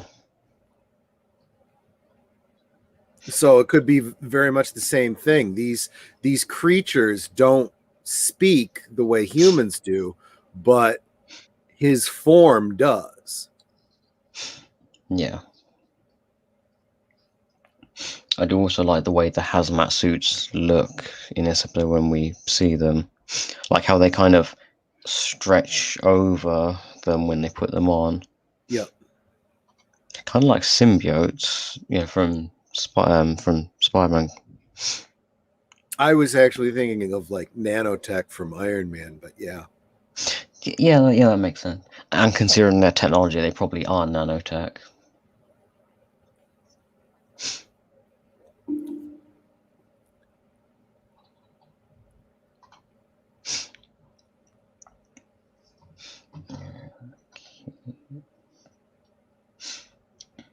And we're getting through this a lot faster than the last few times. We're just over an hour and a half, and we're nearly finished. We've only got 4 episodes left. Okay, next episode is The Unnaturals, and this is the baseball or the baseball game episode. Which I don't know. I just felt this one was in a show that's all about weird stuff. This was the weirdest one. I'm curious. Did you catch on to the whole the Squires baseball team being robots? Yeah, Or the kind of. yeah. Or the fact that by the end of the episode it's revealed they're associated with the Forever Knights. I guess it kind of makes sense in retrospect. Yeah. Yeah, because they share the color scheme with the Forever Knights, and they're called the Squires. Right. It's like a squire is related to a knight. They're called the Forever Knights. It's Sure. like I mean, even when I first saw this when I was like 11, even then I kind of caught on to the fact that they were more than likely associated with the Forever Knights. Well, that's probably because when I was young, I did have an obsession with knights and medieval times and that sort of thing. Sure. So I probably had like a little more information about that.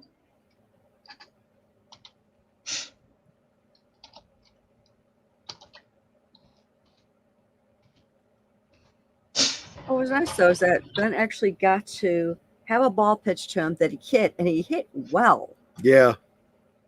It's like, Oh yeah, he yeah, could because have. not at first, because like the first 2 times he missed, and then it's the third one he actually hit. It was like, he finally got to do something he really wanted to do. Yeah. Other than being a hero. Yeah. Yeah. I also like that earlier in the episode they actually set up the whole idea that Ben's not very good at baseball. Yeah. Yeah. I mean, it still would have worked perfectly fine if they didn't mention that and Ben like wasn't very, because that would have visually established that he's not very good at it. But I do like the fact that they mentioned that at the beginning. Then Kind of goes to that whole underdog mentality.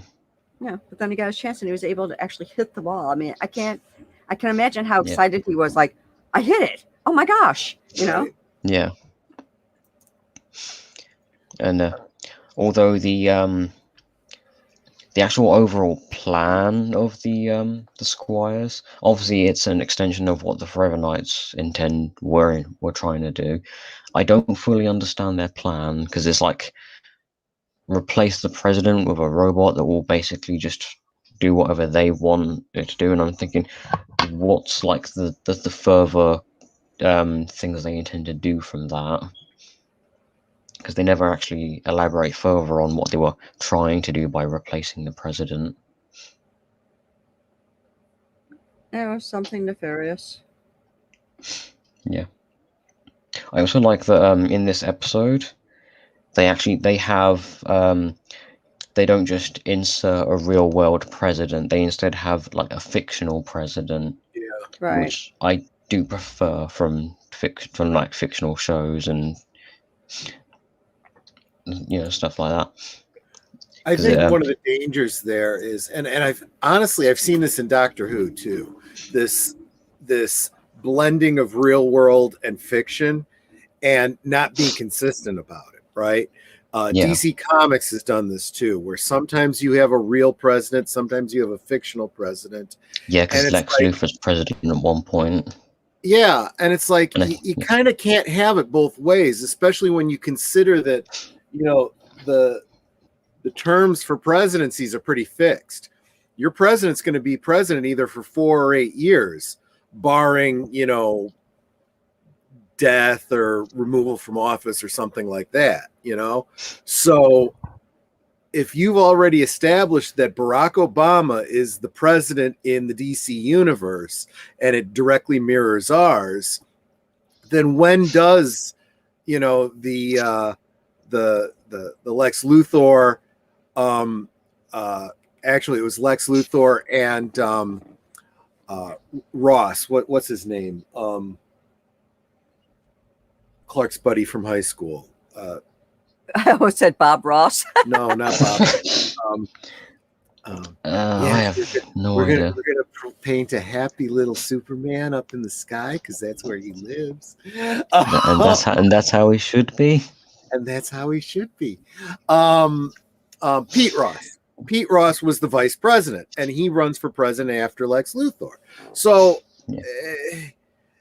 are you going to tell me that you're able to squeeze in an 8-year presidency in between Bush and Barack Obama? It kind of doesn't make any sense. It doesn't quite fit. So yeah, I've always kind of struggled with that kind of an idea, and I think what's it called? Doctor Who has done the same thing, playing around with real world prime ministers, and then putting in fictional ones too. It's like you can't jam it all together. You need to be consistent within your own universe. Harry Jones, Prime Minister. Yes, we know. Yes, we know who you are. Yeah. There's actually one thing I noticed when Ben turns into Diamond Head and he starts fighting the robots in the, I'm assuming it's a factory. There's this one move that he does where he jumps in the air and then fires spikes in basically every direction. And that actually reminds me directly of a move that you can do in Shinobi 3. Because I remember playing Shinobi 3 on the Sega Mega Drive collection that I have on PS2. And in that game you could like fire kunai, but if you jump in the air and press the button, you fire like all of your kunai in like a circle pattern, just in every direction, similar to what Diamond Head does in this episode. Yeah, they do that in The Last Starfighter, where they just do this mega thing where the ship spins around in all different directions, firing everywhere, and kills all the bad guys. I have not seen The Last Starfighter. I don't know if that's one I should watch or not. It's definitely a slice of history. You got to check it out. Okay, I'll get around to either acquiring that or watching it online or something. Yep. I suppose whichever comes first.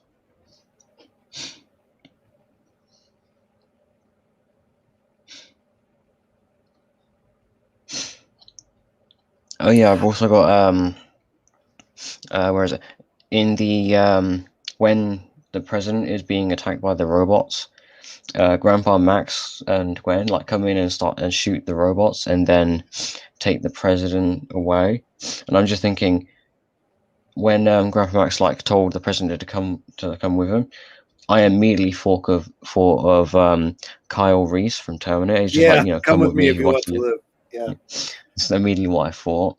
The situation is not exactly the same, but there's similarities. There's a similarity, sure. Yeah. I actually was kind of curious in watching this, because in the U.S., baseball is just so much a part of culture. I actually wondered how it translates on your side. I mean, you guys don't really have baseball, but clearly you would know about it from American culture.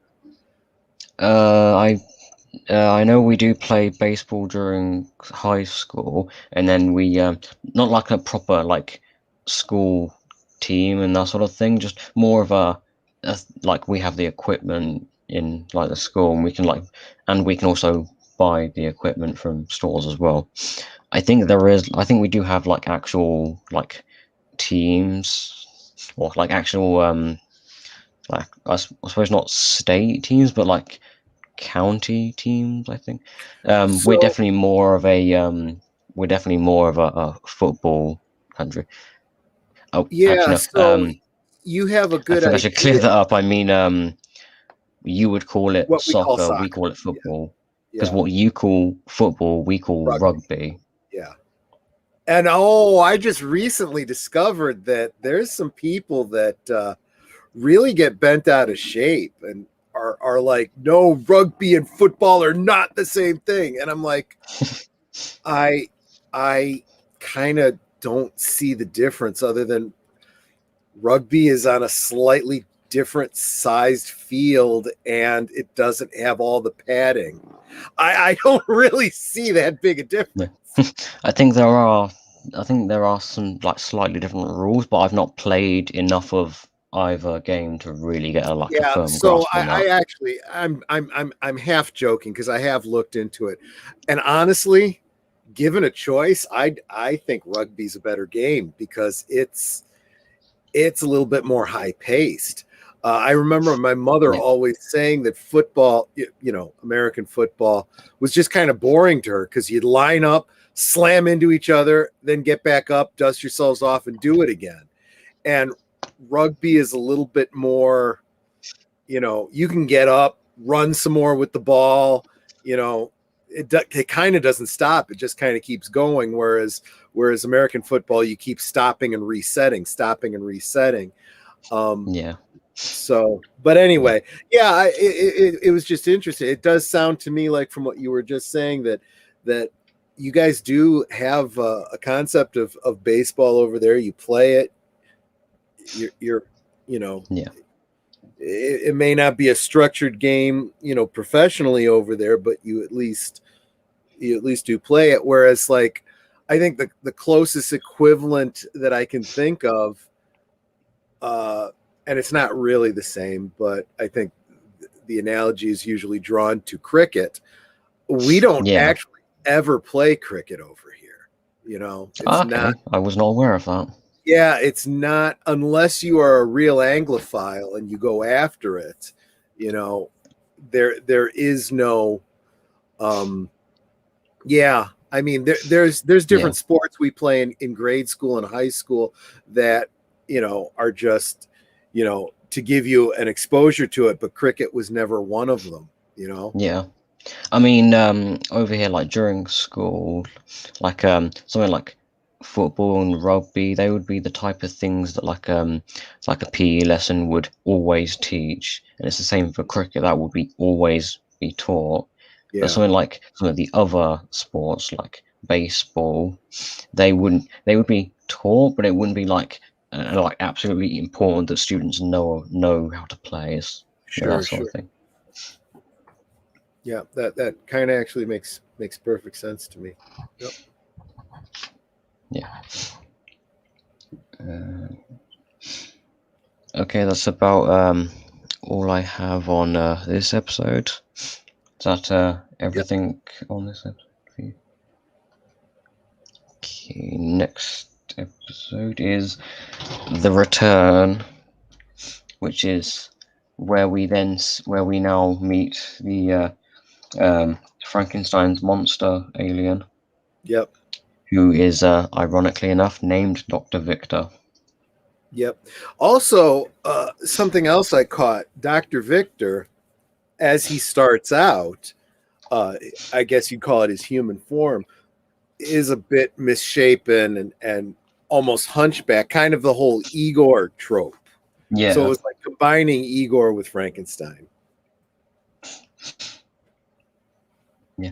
And for some reason, he wears a black glove on one hand and then not on the other. I'm not sure what that's about. Yeah, I didn't even catch that. Yeah. Although I suppose it's not too important because when he transforms, all of his clothes rip off.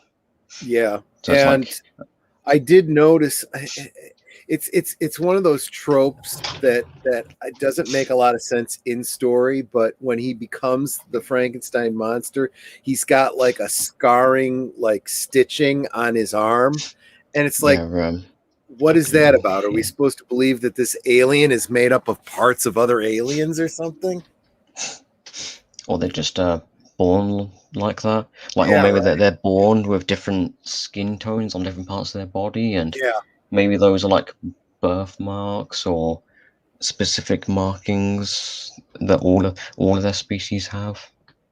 Yeah, doesn't make sense. But yeah, and as I said before, all three of these are from the same solar system, obviously different planets.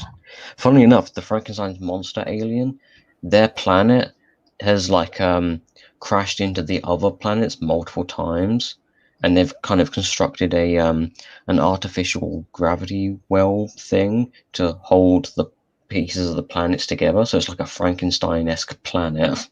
Oh, interesting. Yeah, so it's like a mishmash planet. I believe the solar system's called Anur solar system. The Anur solar system, I believe. Yeah, because Ghost Freak species comes from the planet in the solar system called Phaetos, I believe it's called. Yeah, Anur Phaetos, and I've forgotten the names of the planets for the mummy and the werewolf. There is also the Frankenstein's planet is called Anur Transil. which sounds like Transylvania, which is very ironic given the species or what the species are and everything. And that planet, they are shared by what are essentially vampire aliens, but most of them are extinct. Although they don't drink blood, they absorb plasma. Yeah, but those vampire aliens, we won't meet them currently. We'll meet them a lot later on, or at least one of them. Mm-hmm. That'll almost complete the whole Universal monster movie aesthetic. Because by that point, Ben will have like these three, and then obviously one of those vampire aliens a lot later on. And I suppose you could include Ripjaws as like a creature from the Black Lagoon. Yeah, true. And I suppose Ghost Freak would be, I suppose the closest comparison would be the Invisible Man, because he can turn invisible. I think they were just going for Ghost. Just Ghost, Just Ghost, yeah. Yeah. And also the Anur solar system is all the planets are kind of, they're not physically tied together, but there's like this web-like atmosphere going around the solar system to each of the planets. So it has a very much a horror movie. I suppose you could just call it a horror movie solar system.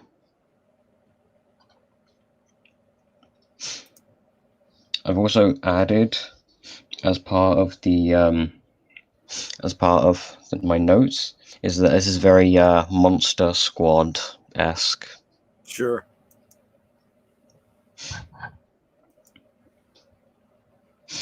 I also like that when Dr. Victor, after he's already like transformed into this, and Ben's like hiding in the room behind him, and he transforms.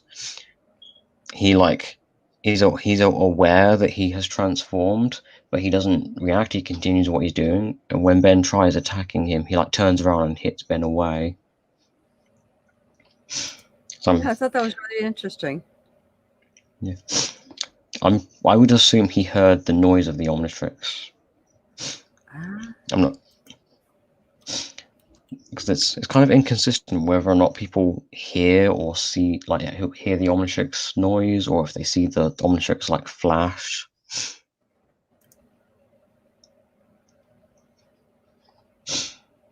It still makes me crazy when every single time Ben calls up an alien, he's got to do the bring my hand back and slam it onto the watch. It's like, just hit it. Because there's a time where he went to go do that, and because he had to be so dramatic, it cost him being able to change. Oh yeah, yeah. I think there's like a few times where that happens, where it like, I don't know what he does wrong, but like the Omnitrix doesn't properly go down when he hits it. Well, in this case, the mummy guy stopped him. So had he not been so dramatic with his hitting the button, he would have already transformed and been able to do what he needed to do. Yeah. And obviously you have Ghost Freak returning.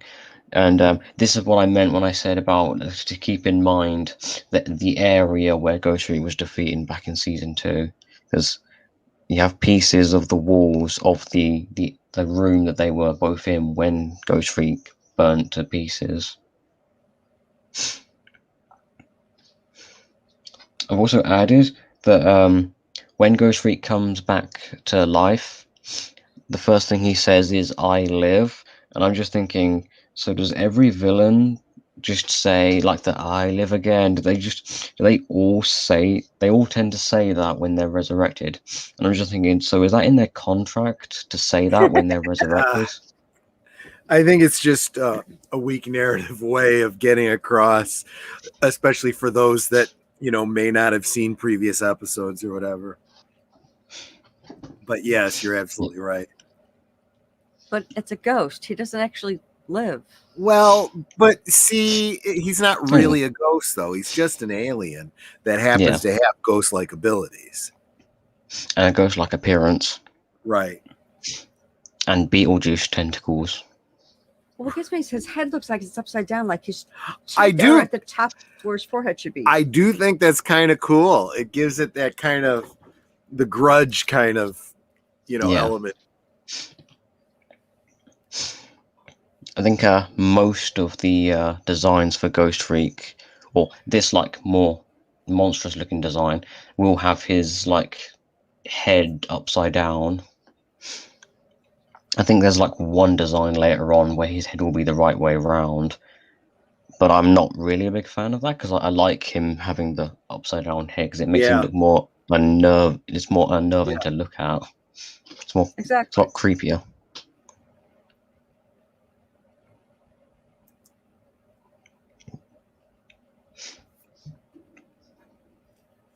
And one thing that I because I was watching these, rapid fire, I didn't even catch this.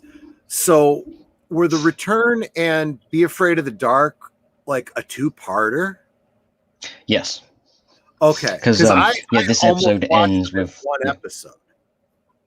Yeah, because Ghost Freak, because he returns from the dead, and then that's the cliffhanger, and then the Be Afraid of the Dark is basically the part 2 where it like picks up right after that. So and and also there's the thing about Grandpa Max going to like getting them into NASA because they notice the whole purple lightning in this area, and it's like this is now the 3rd time they've encountered purple lightning. And Grandpa Max, like when they're talking, like the guy at NASA says that that Grandpa Max gave up his spot to be the first man on the moon, and it's like they mentioned that Grandpa Max. I think there's a thing where he says that that he didn't say he hasn't been into space. He just hasn't been into space with NASA. With NASA, exactly. Yeah, I caught that. Yeah. Must be a plumber thing. It was. I'm sure it was a plumber thing. I mean, the plumbers are kind of a Men in Black type. Yes. Alien, not quite alien hunting necessarily, because I think there are some aliens that they leave alone or don't actually just hunt and put in the null void. Yeah, like in Men in Black, there's somewhere they just get information from.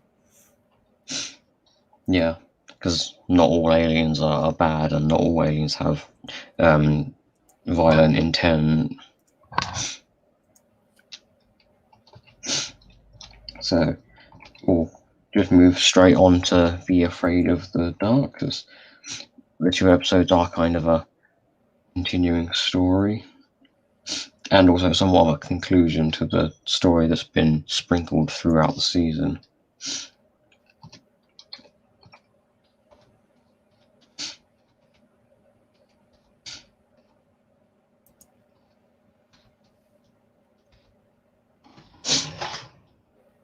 So in this episode, or the previous episode, Ben got the DNA from Dr. Victor. Mm-hmm. So, and then in this episode, he actually transforms into one of the same species. And also, Ghost Freak's overall plan is it's a smart plan to use the corrodium and the satellites to basically cover. I mean, they say cover the world, but they only show half the world being covered. Yeah, basically cover the world in not necessarily a shield, but like basically blanketing the world in corrodium radiation and turning everyone into mutants, and also at the same time making it dark enough for Ghost Freak to roam around freely. Which it's a smart plan, but at the same time, there are a few details about it that I don't understand. Like at what point did Ghost Freak plan this out? Because the Ghost Freak you see in this show is just one one bit of DNA of the real Ghost Freak that has been trapped in the Omnitrix. So I'm thinking, does that mean these, like the werewolf, the mummy, Dr. Victor, do they work for the real Ghost Freak? Or do they specifically work for this Ghost Freak that has escaped from the Omnitrix? Or this did copy? this version of Ghost Freak reach out and get them from elsewhere? Yeah, because it raises a lot of questions, because I'm thinking the time between Ghost Freak escaping the Omnitrix, and obviously he was then killed shortly after freeing himself from the Omnitrix. And obviously how he contacted these aliens before he was resurrected, I'm not sure how that works. The only thing I can He think would of have had is to that have done it before he was destroyed, because they're the ones that bring him back. Yeah, but then that raises other questions, like, then how did he contact them? Because before he was destroyed, he was inside the Omnitrix, Exactly. which would require Ben to turn into Ghost Freak, and then Ghost Freak to then contact them, and I feel like Ben would somewhat be aware of that then. So that can't be it. And Ghost Freak didn't even know that he couldn't go into sunlight until, well, he figured out he couldn't go into sunlight, and then he was killed that same episode. So it's like, okay, yeah, like you said, how could he have planned this? When could he have planned this? Because they found out too late. You know, he was killed that same episode. Yeah. So it's not like he could have gone, oh, I'm going to make this plan really quick and send it out to a bunch of minions, because he didn't know he was going to be killed. Yeah. And by that point, all he was focused on was freeing himself from the Omnitrix. Right. Yeah. And also, this, like I said, this isn't the real Ghost Freak. This is just a fraction of his DNA that's inside the watch. Because as he said in that episode, every strand of DNA of an ectoneurite contains their consciousness.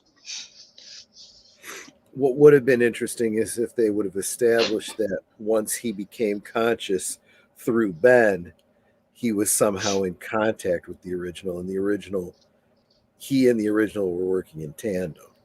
That would have that would have been really cool. Because I mean, we will see Ghost Freak at least 2 more times in later shows, but those times it's never made clear if any of those later versions, if those are the real Ghost Freak or not.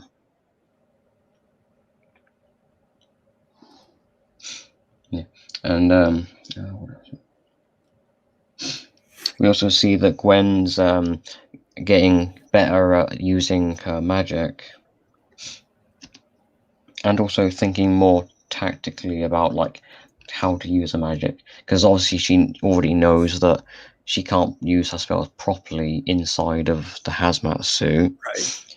So she this right here, where she's like, oh no, don't throw us into space, and then Ghost Freak just immediately goes, good idea, take off the suits.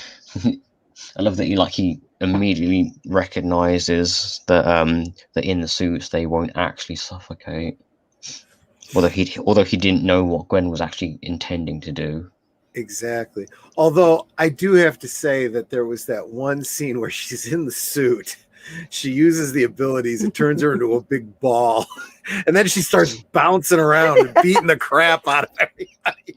Boingity boingity boing on the Frankenstein. I was just we were laughing so hard at that. I thought it was great when she's trying to be into the bathroom to hide, and the mummy one ends up getting flushed down the toilet. Yeah.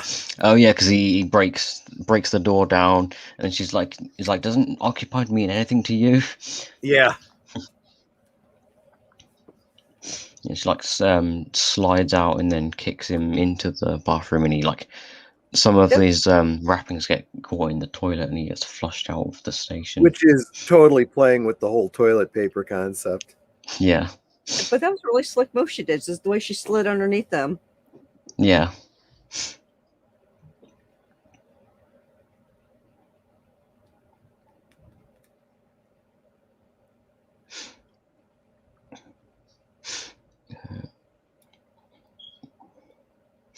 Yeah, and then also we have Dr. Victor, who was obviously Ben used upgrade to upgrade one of the boosters to get into space, and Dr. Victor grabbed onto the booster and followed him.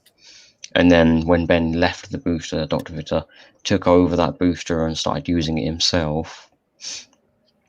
And I like the move that Grandpa Max does when Victor is on the front of the shuttle, so there are boosters firing in two different directions, and he just shuts off the boosters for the shuttle itself, so it then rams right into the satellite.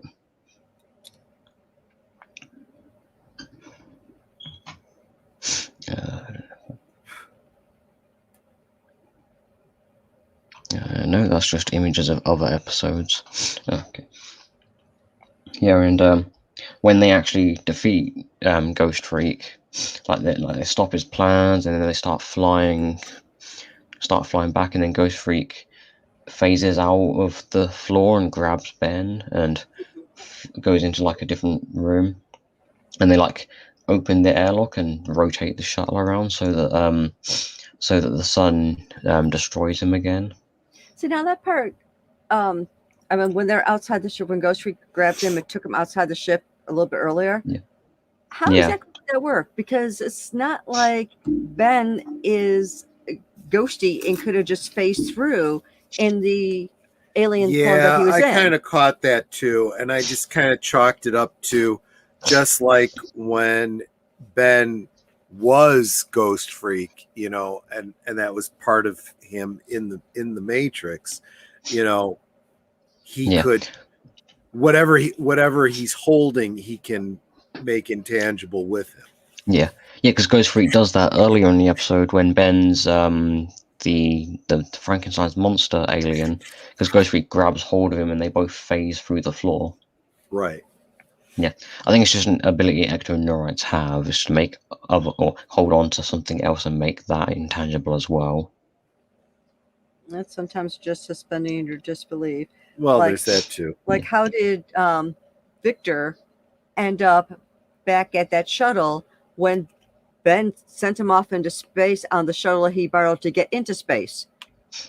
Yes, because Victor, we never saw him do this, but he attached himself to that shuttle and actually made it functional and started using that to fly back there. Yeah. Although that raises a different question of where the fuel is coming from, but true. I don't think they necessarily thought about every little detail of that. Yeah, and after they destroy Ghost Freak, and then the shuttle starts breaking apart because of it rammed into the satellite, and Ben turns into Cannonball, and they crash back down to Earth. There's actually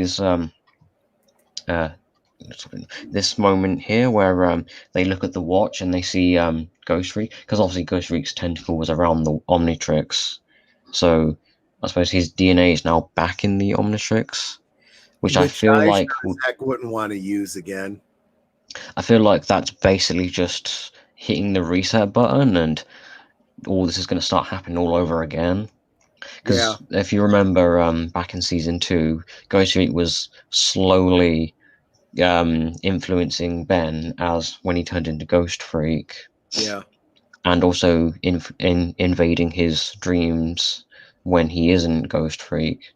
And I'm just thinking, well, now that Ghost Freak's DNA is back in the watch, I'm pretty sure this will all just happen all over again now. Yeah. Which they never address that. Ben basically never uses Ghost Freak again. I wouldn't. Yeah. But it doesn't answer the question of how Ghost Freak, or how they're stopping Ghost Freak from influencing his mind or, invading his dreams or anything like that. It could just be as simple as he never actually accesses him in the Omnitrix again. Yeah.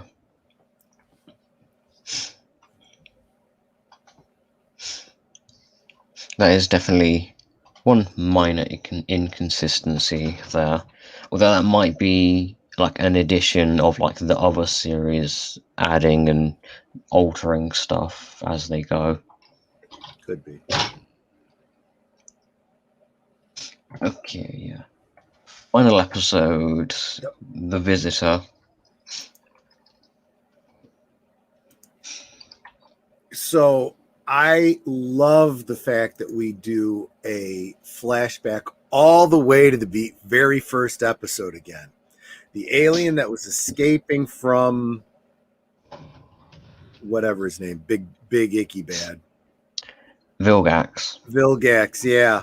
And we see that ship again, and Yeah. And we actually see inside the ship and everything. Yep. We actually see inside the ship what's happening when the Omnitrix is then fired out of the ship. And yeah, I have noted that this is this story, it was bound to be told eventually. Yeah. I feel like they couldn't have put this story off forever. Exactly. Got to admit, kind of a nice alien. I could totally see him falling for her. Yeah. Yeah, I mean, and she likes his very strange cooking. Yes. I almost made me wonder if like the reason he like cooks with grubs and stuff like that was because he learned it from her, you know? Yeah, that's what I was thinking, that he has like very strange food that he cooks. Maybe it's because she's an alien, she has an entirely different taste in food. And so he learned to cook for her because, you know. Yeah. Yeah. And he sort of kept the strange food choice. I would imagine over time he probably just learned to enjoy that a more strange palette of foods over time. Absolute explanation of why she sent the Omnitrix to Earth. She had fully intended for it to go to Max, but didn't get to him. Yeah. I don't know if the episode itself explains why the Omnitrix veered off and went to Ben instead of Grandpa Max, but I do know the reason why. It's because the pod was specifically searching for Grandpa Max, and it was locked to him by his DNA, and because Ben is his grandson, so it's the same DNA, not exactly the same, but it's similar enough that when the pod was coming down, it was closer to Ben. So it probably just, what it happened is it located Ben, assuming that was Grandpa Max because of the similar DNA. Which also explains why in the alternate universe it latches on to Gwen the same way. Yeah. And then it goes on to Grandpa Max by the end. Right. But what gets me is that Ben kept acting like it chose him, you know, like it was specifically meant for him. It's like, no, you came across this meteorite by accident and it just happened to attach itself to you. Yeah. You know, it didn't choose you. It wasn't specifically for you. You just came across this. It was kind of a mistaken identity. But no, but we didn't know that at the time. Right. It was just kind of like, this thing just came out and attached itself to my wrist, and I can be a different alien.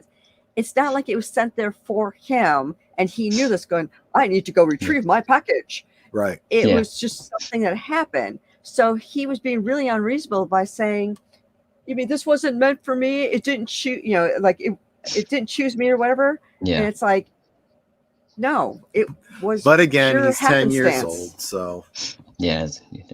And also you have Xylene when he says that, she's like, do you really think I would send the most powerful object in the universe to a child? Yeah. But again, his reaction was just really unreasonable. It's like, why would you think that this was specifically sent for you? Yeah. It just didn't make any sense. Yeah.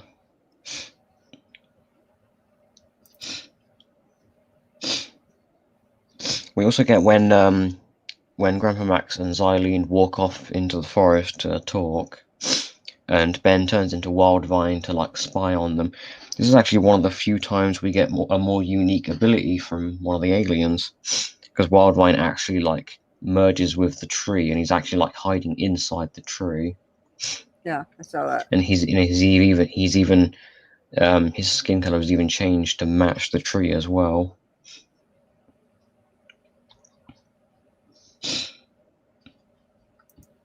And also the droid that is one of Vilgax's droids. They call it a mecha droid, and that actually reminds me of the Omni droid from The Incredibles. Although it's not completely identical, but there's definitely some similarities between the two. And also you have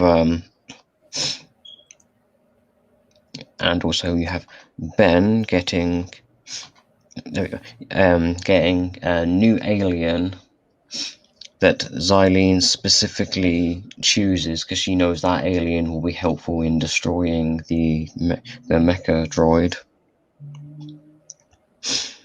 And Ben calls the alien Upchuck because this alien like eats stuff and then baths it back up as an explosive object. Oh yeah, what was he said something like explosive snot? Yeah. He said he's like, I got an explosive loogie. Yeah, that was a and then after that he says, I've got Upchuck powers.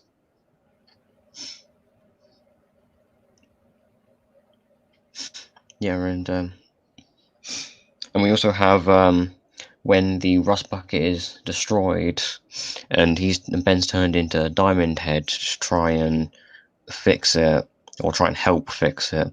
And Xylene just says, if you wanted to be truly helpful, then you should turn into a galvanic mechamorph. And Ben's just looking at her confused, and Grandpa's like, she means upgrade. I do like that little detail, which like kind of adds to the world building that obviously other aliens would refer to them as the species name rather than as the whatever name Ben comes up with. Yeah, good point.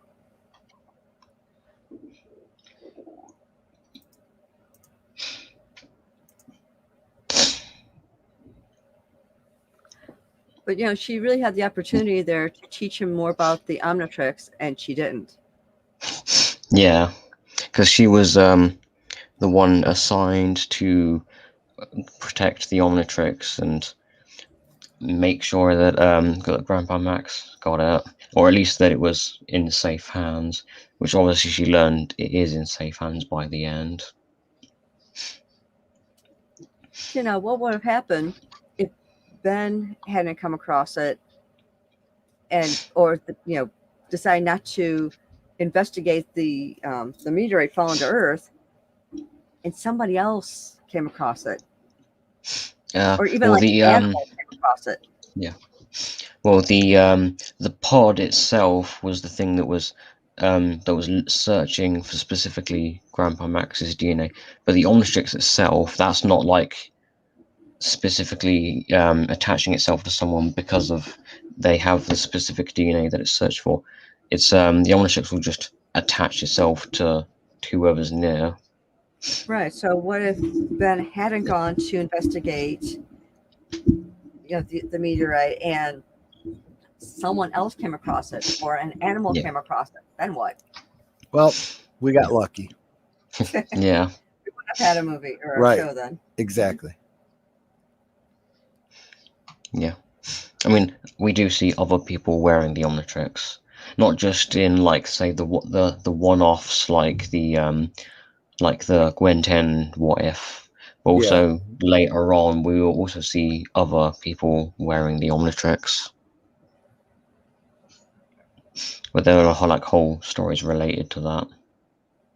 Most of the this early show kind of has more of a focus on establishing that the Omnitrix doesn't just simply come off, that it is actually physically attached to Ben. Because we saw that back in the season 2 finale when Kevin and Vilgax had to build like a complicated machine in order to remove the watch.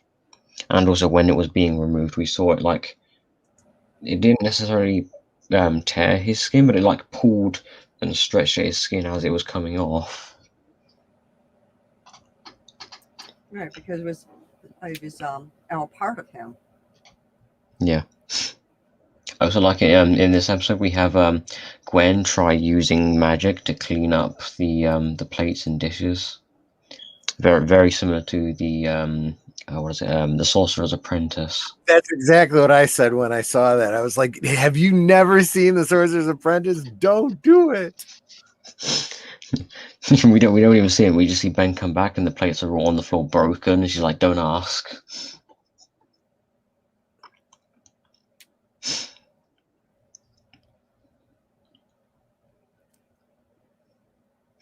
Okay, that's all other episodes.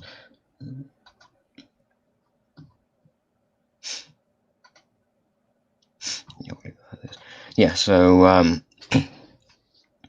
that's all the episodes of season 3, and we have now gotten through the season a lot quicker than the last 2 seasons.